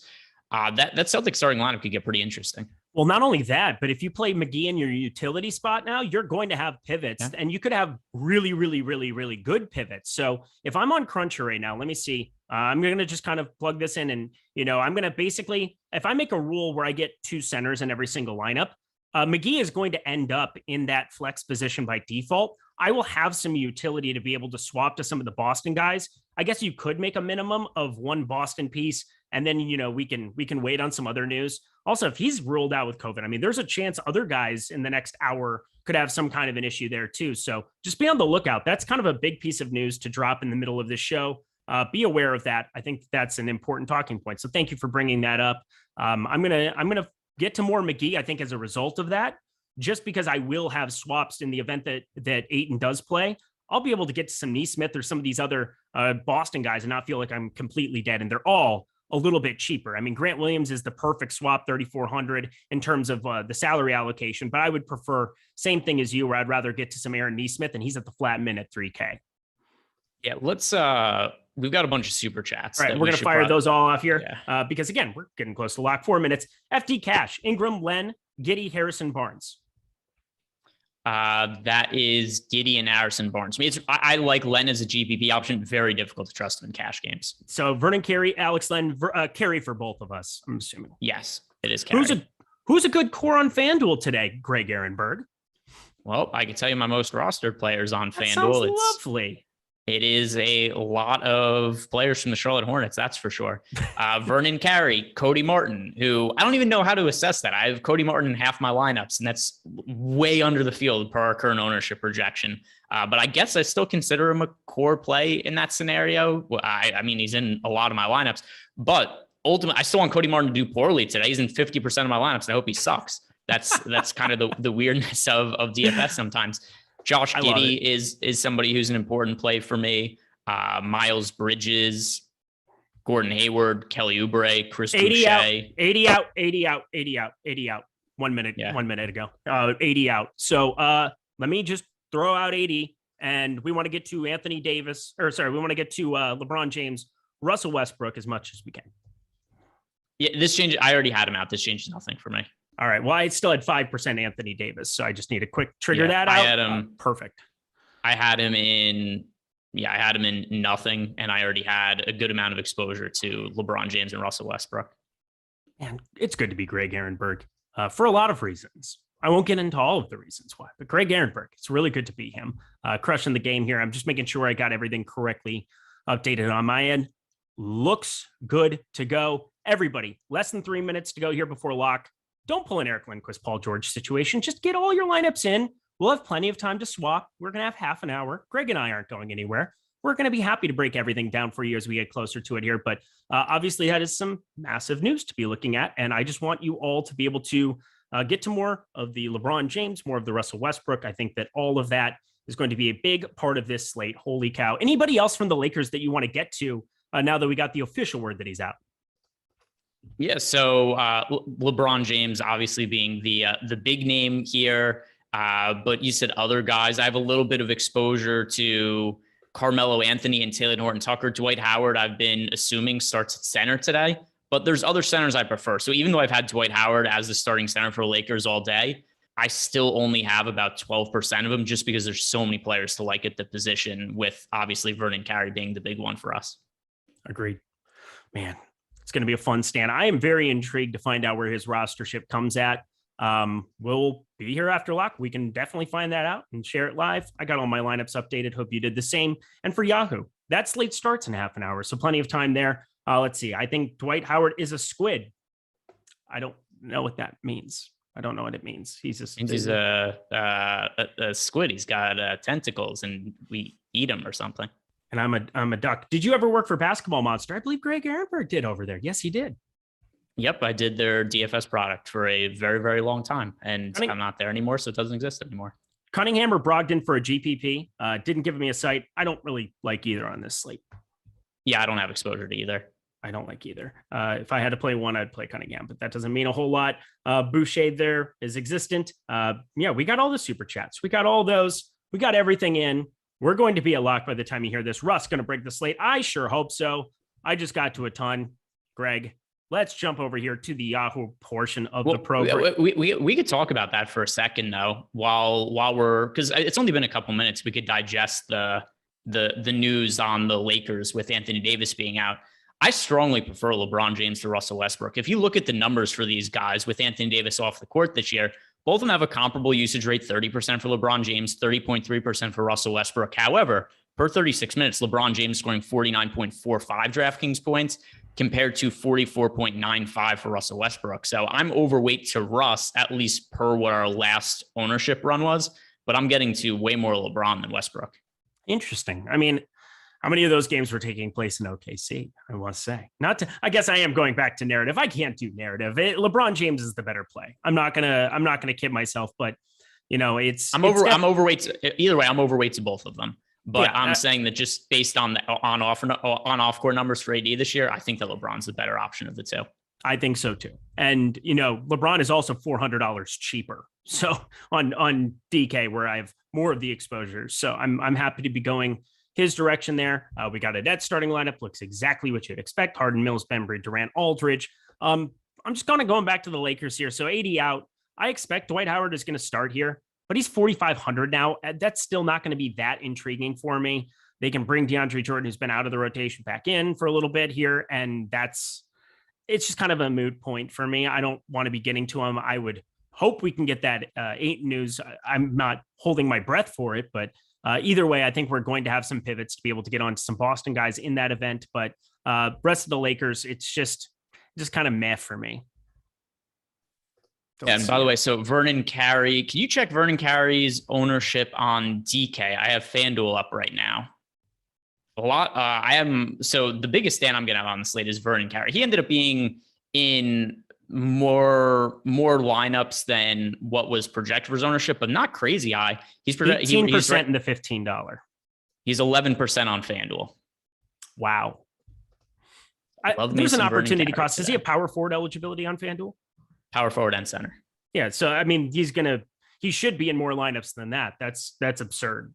I mean, he's 18% in the $15 over on DK here. And again, I mean, he's a large stand for me now too. So that's going to be exciting. looking at some of the other guys, Cody Martin, 41.3%, and that Harrison Barnes got up to 28.39% over on DK. That's unfortunate in the $15. Miles Bridges, 46.73%. Going through some of the other guys here on the Charlotte side, Kelly Oubre, 40.96%. A number of Charlotte pieces that are just massively rostered. And Terrence Davis, 36.77% there at 4K. Another guy that just got a ton of attention. Kai Jones there. That's kind of interesting. 0.84% there at 3K. I got a 4% just in case. So I find that to be fascinating. I said there's a wide range of outcomes for how these center minutes could break down.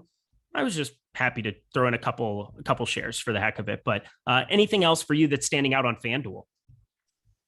Well, Cody Martin, unsurprisingly, is at 70% ownership, which we knew he was going to be super popular. That is a very, very high number. We've got Bridges, 30%, nothing crazy there. Let me see if I could find some of the other guys like Oubre and Hayward. Hayward, 35%. Oubre, I assume, is probably about that same number. Just trying to find I wish there was an easier way to find all of the ownership on FanDuel. Yeah, you just literally scroll through and I'm just scrolling through lineups and trying to find one of my Kelly Oubre lineups, and just unluckily have not popped on one, even though he's in like a third of my lineups. I've clicked on like 15 FanDuel lineups trying to find one with Kelly Oubre, and he hasn't been in any of them. And now it's what are we doing? This show. How bad are you running, Greg? How bad can you run? Not much worse than this. And all right, I have to change my strategy. I have to try clicking on random people in the fields lineups. Oh, here I found one. Oh, okay. Kelly Oubre is 54% owned on FanDuel. I'm underweight to that number. Yeah, it's a big number.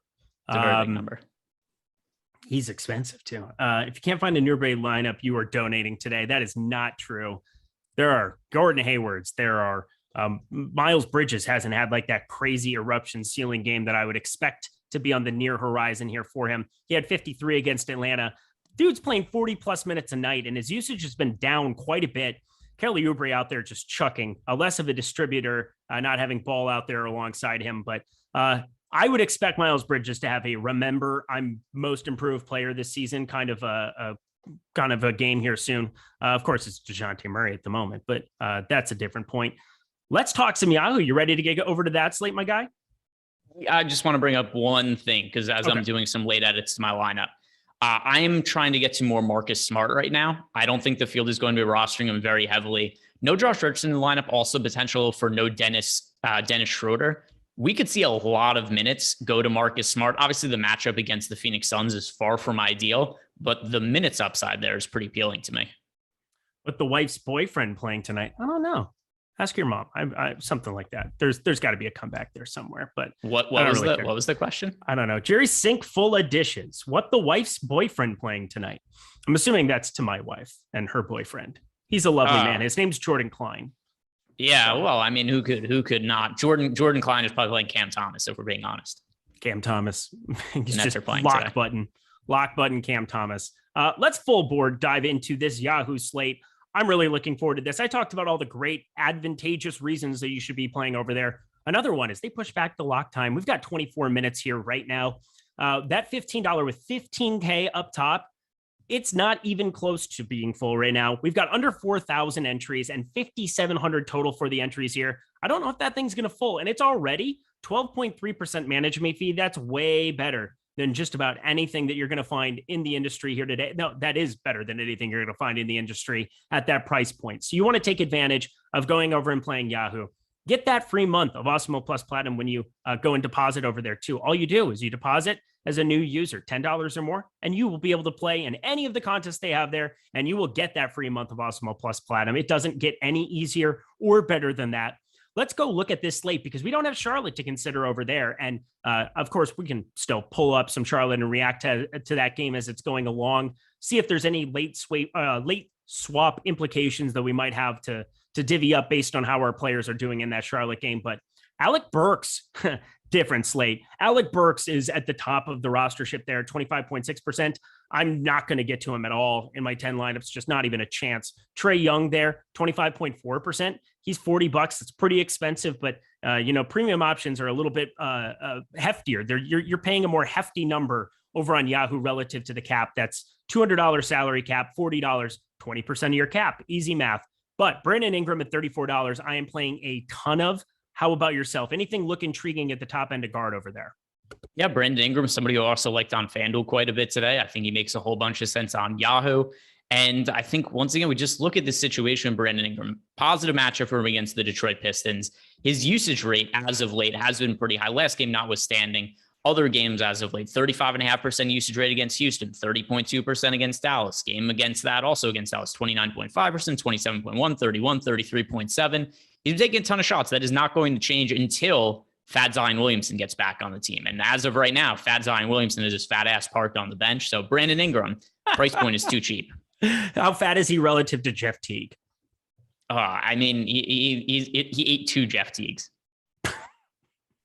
He's very fat. Very fat. Fluffy. Oh my God. Gabriel Iglesias. Oh, God, love that guy. What a great human being. All right, let's keep it moving. Rest of the guard position here, moving our way down. Of course, we do have all of these Lakers guys, LeBron James, Russell Westbrook. Let's look at what their prices are here comparably to each other. We got LeBron James sitting there at $43. Russell Westbrook down at $40. I think that makes them a little bit different for me. I'm going to probably get to a lot of Russell Westbrook at this number as I'm recrunching my lineups. How do those two kind of look in the context of this Yahoo slate to you? Yeah, and then don't forget, we also have ownership projections over on Yahoo. It's not only FanDuel and DraftKings. If you go over to the site, we have Yahoo as well. And right now, if you look at Westbrook, well, they've been projected to be in 2.4% of lineups. We've got LeBron projected to be in 25%. So just based on that, I said I have LeBron James projected for more fantasy points. I do, but that is a massive gap in between the amount of the field is going to be on Westbrook compared to LeBron James. So that makes Westbrook pretty appealing to me over on Yahoo. And also, do we have, these guys aren't getting any kind of attention really on FanDuel or DK. So that's pretty interesting numbers to me that he's so low on Yahoo at that salary. Who was that? Westbrook. Oh yeah, Westbrook. Yeah, $40. I was just double checking that I didn't hear that you said LeBron and stuff. No, Westbrook, because again, we're getting back in sync. We're getting back. We just got updated ownership, by the way. Oh, beautiful. That's fantastic. I'm gonna update everything as we go across. Again, it's nice to just have the two. I'm happy I got everything off of FanDuel there and could just focus on DK and Yahoo. I wanted to give them the attention that they deserved and, being able to play over there. I'm just telling you, it's the best site you can possibly be playing on here today. And I'm going to enter actually a couple more lineups into it just because, I want this thing to fill. I strongly recommend all of you as well. You're not going to find a better bang for your buck here today than that tournament. Still under 4,000 entries in that. It won't get better than this today. Promise that. Let's keep it moving. Rest of the guard position. Any kind of value that you might be trying to extract at the guard position. I'm finding myself paying up quite a bit for the likes of Russell Westbrook at point guard, Brandon Ingram at shooting guard.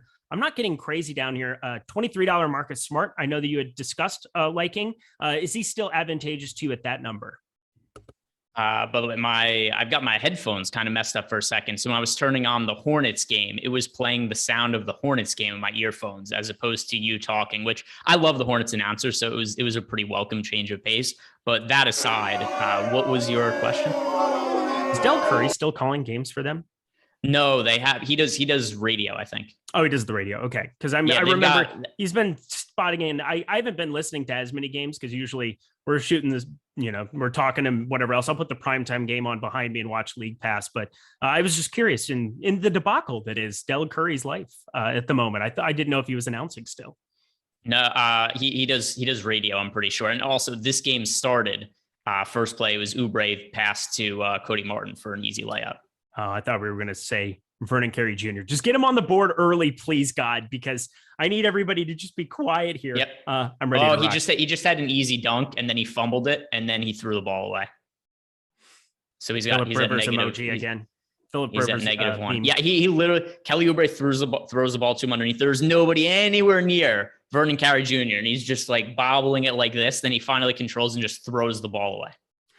Oh man, we're gonna have some Vernon Carey tilt. I can feel it. Eric doesn't listen anyway. I listen. Leave me alone. I listen all the time. There's a lot going on. You guys don't understand how much goes into producing this thing, into putting it all together. And again, Greg got to take the day off yesterday from listening to me. I took the day off from listening to him today. It was only fair. That's how this works. It's equitable, everybody. We're all good. I promise we're all good. I love you too. Accuracy, spelled different, but I love that. -50 for the next 20 minutes. That would suck. Or -0.5. I whatever it is, we need more fantasy points, Vernon Carey.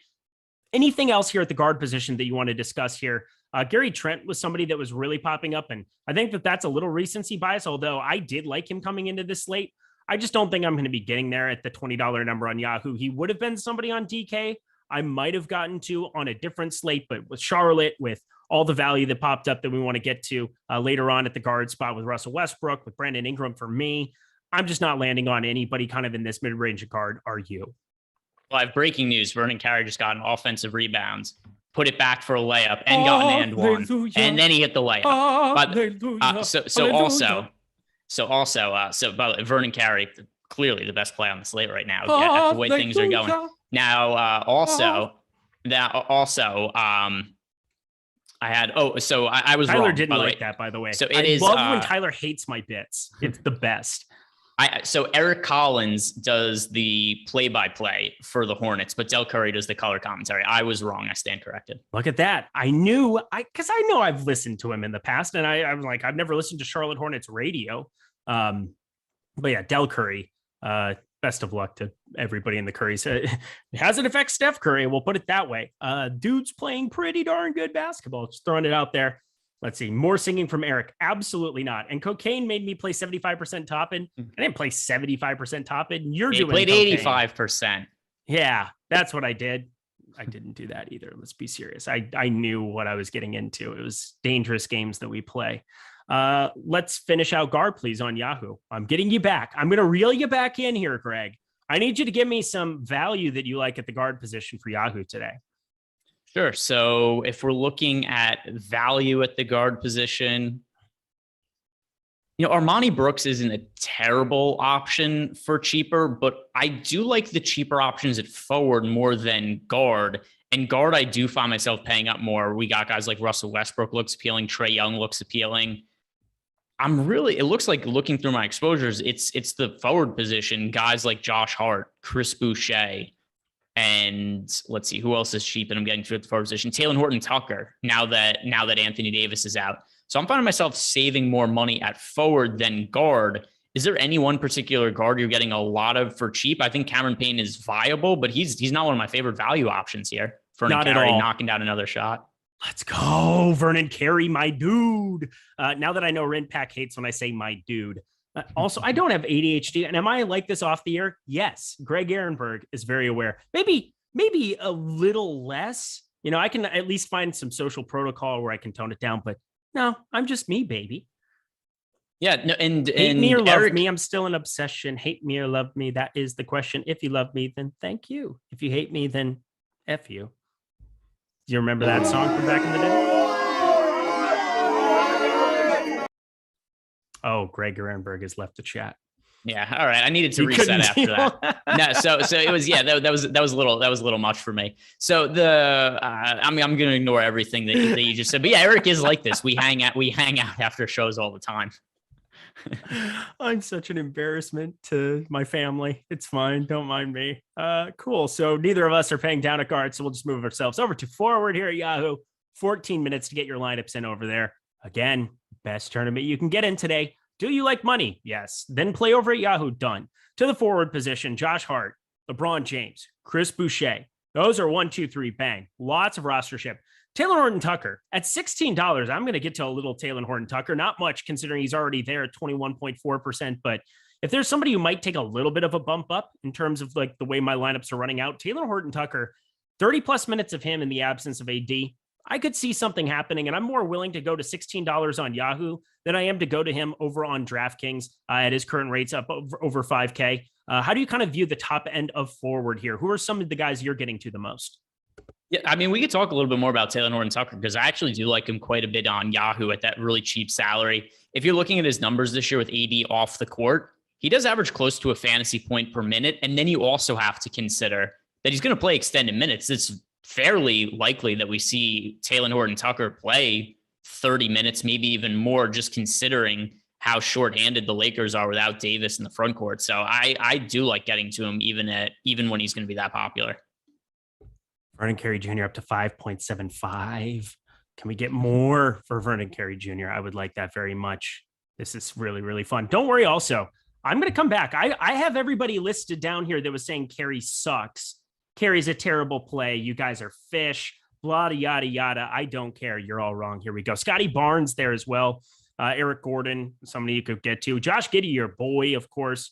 I really don't have a whole lot of like strong takes here forward. I am finding myself paying down quite a bit here at Josh Hart to Chris Boucher to Talen Horton-Tucker, but Boucher is really hard to get away from at $13 there. But you got to pay down somewhere. I'm finding forward to be kind of the easiest place to do it, and the opportunity cost of center. And the same thing kind of applies there where, if DeAndre Ayton plays, he'd be a good play, but I don't think he's going to play either. And so I'm going to be siding on the side of trying to get to a little bit more JaVale McGee. We'll get to that in a second here, but anything else you want to discuss at the forward position?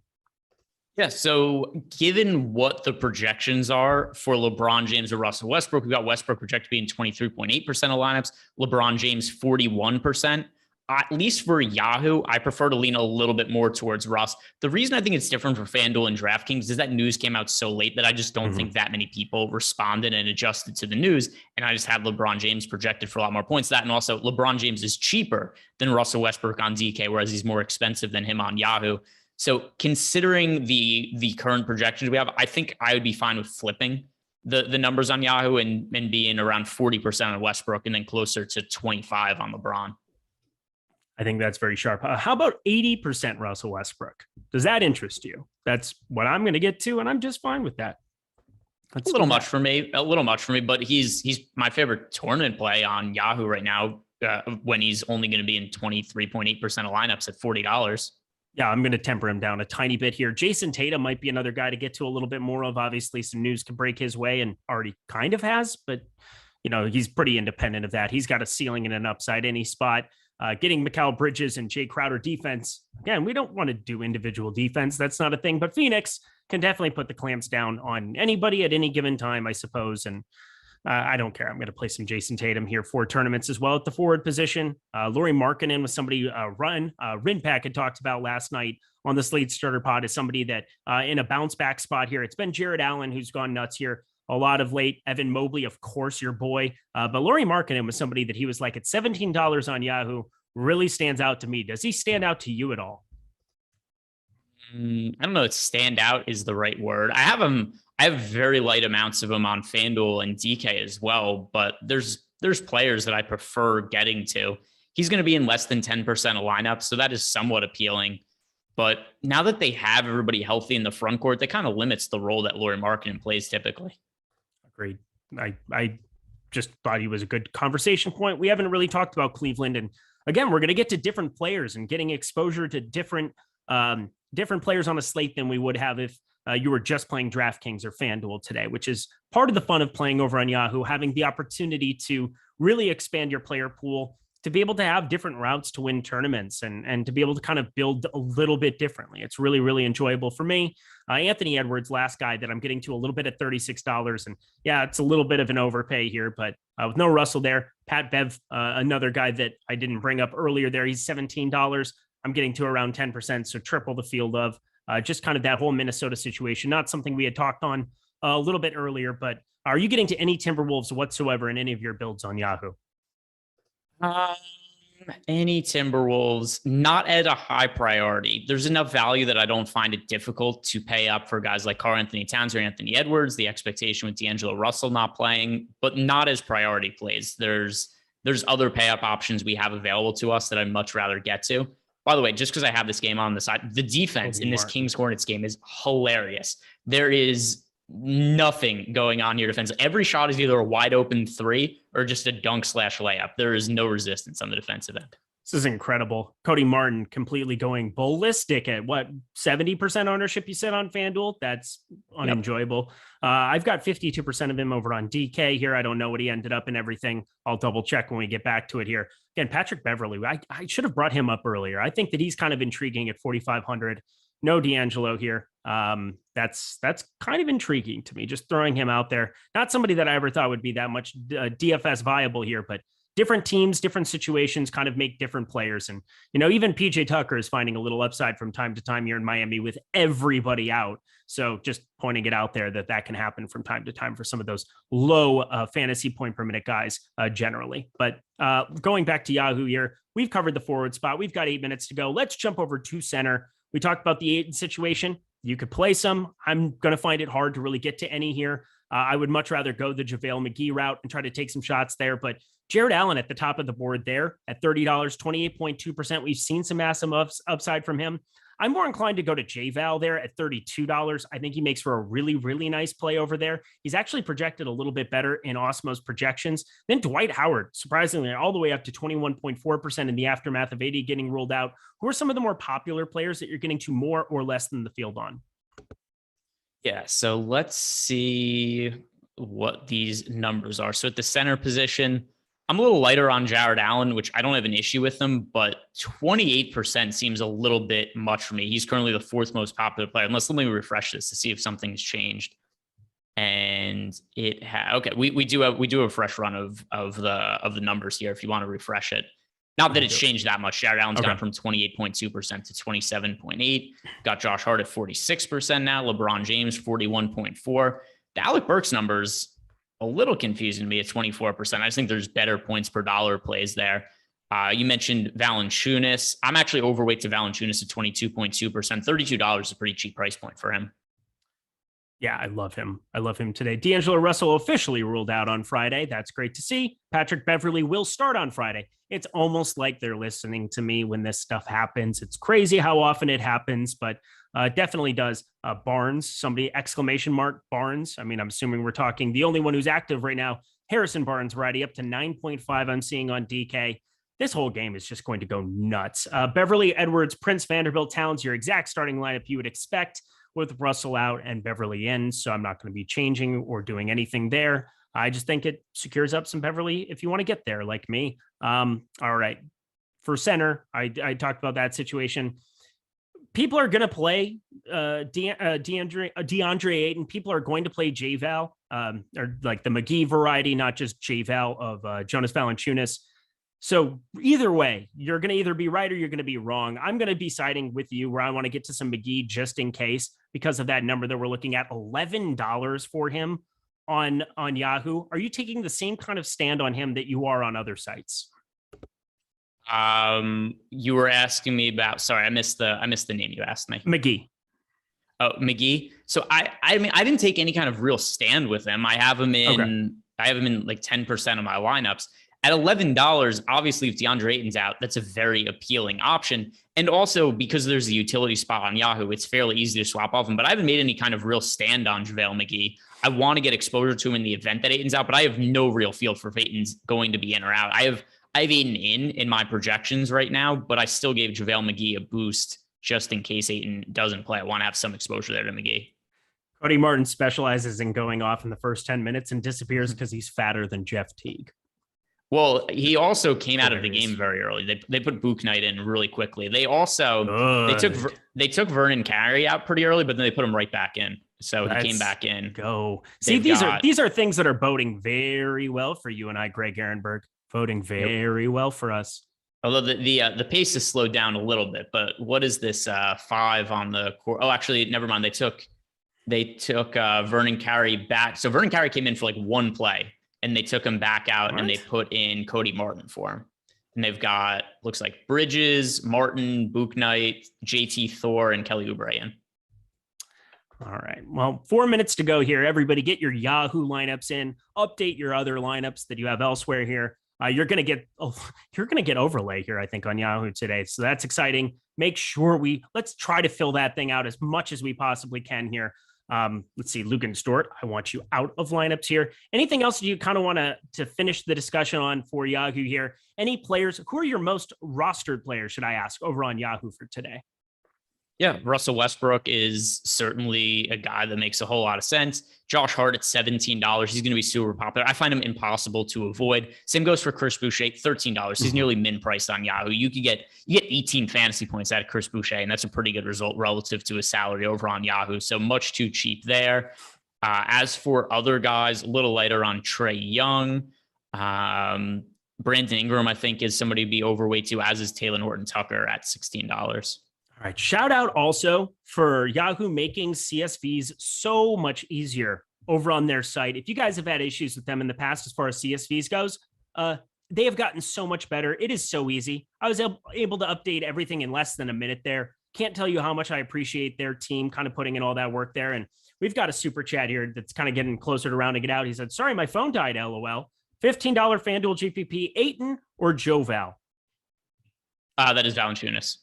Yeah, I love Joe Val today. There's really no way around it for me. $15 GPP. Yeah, he said, Aiden, should I swap to J Val?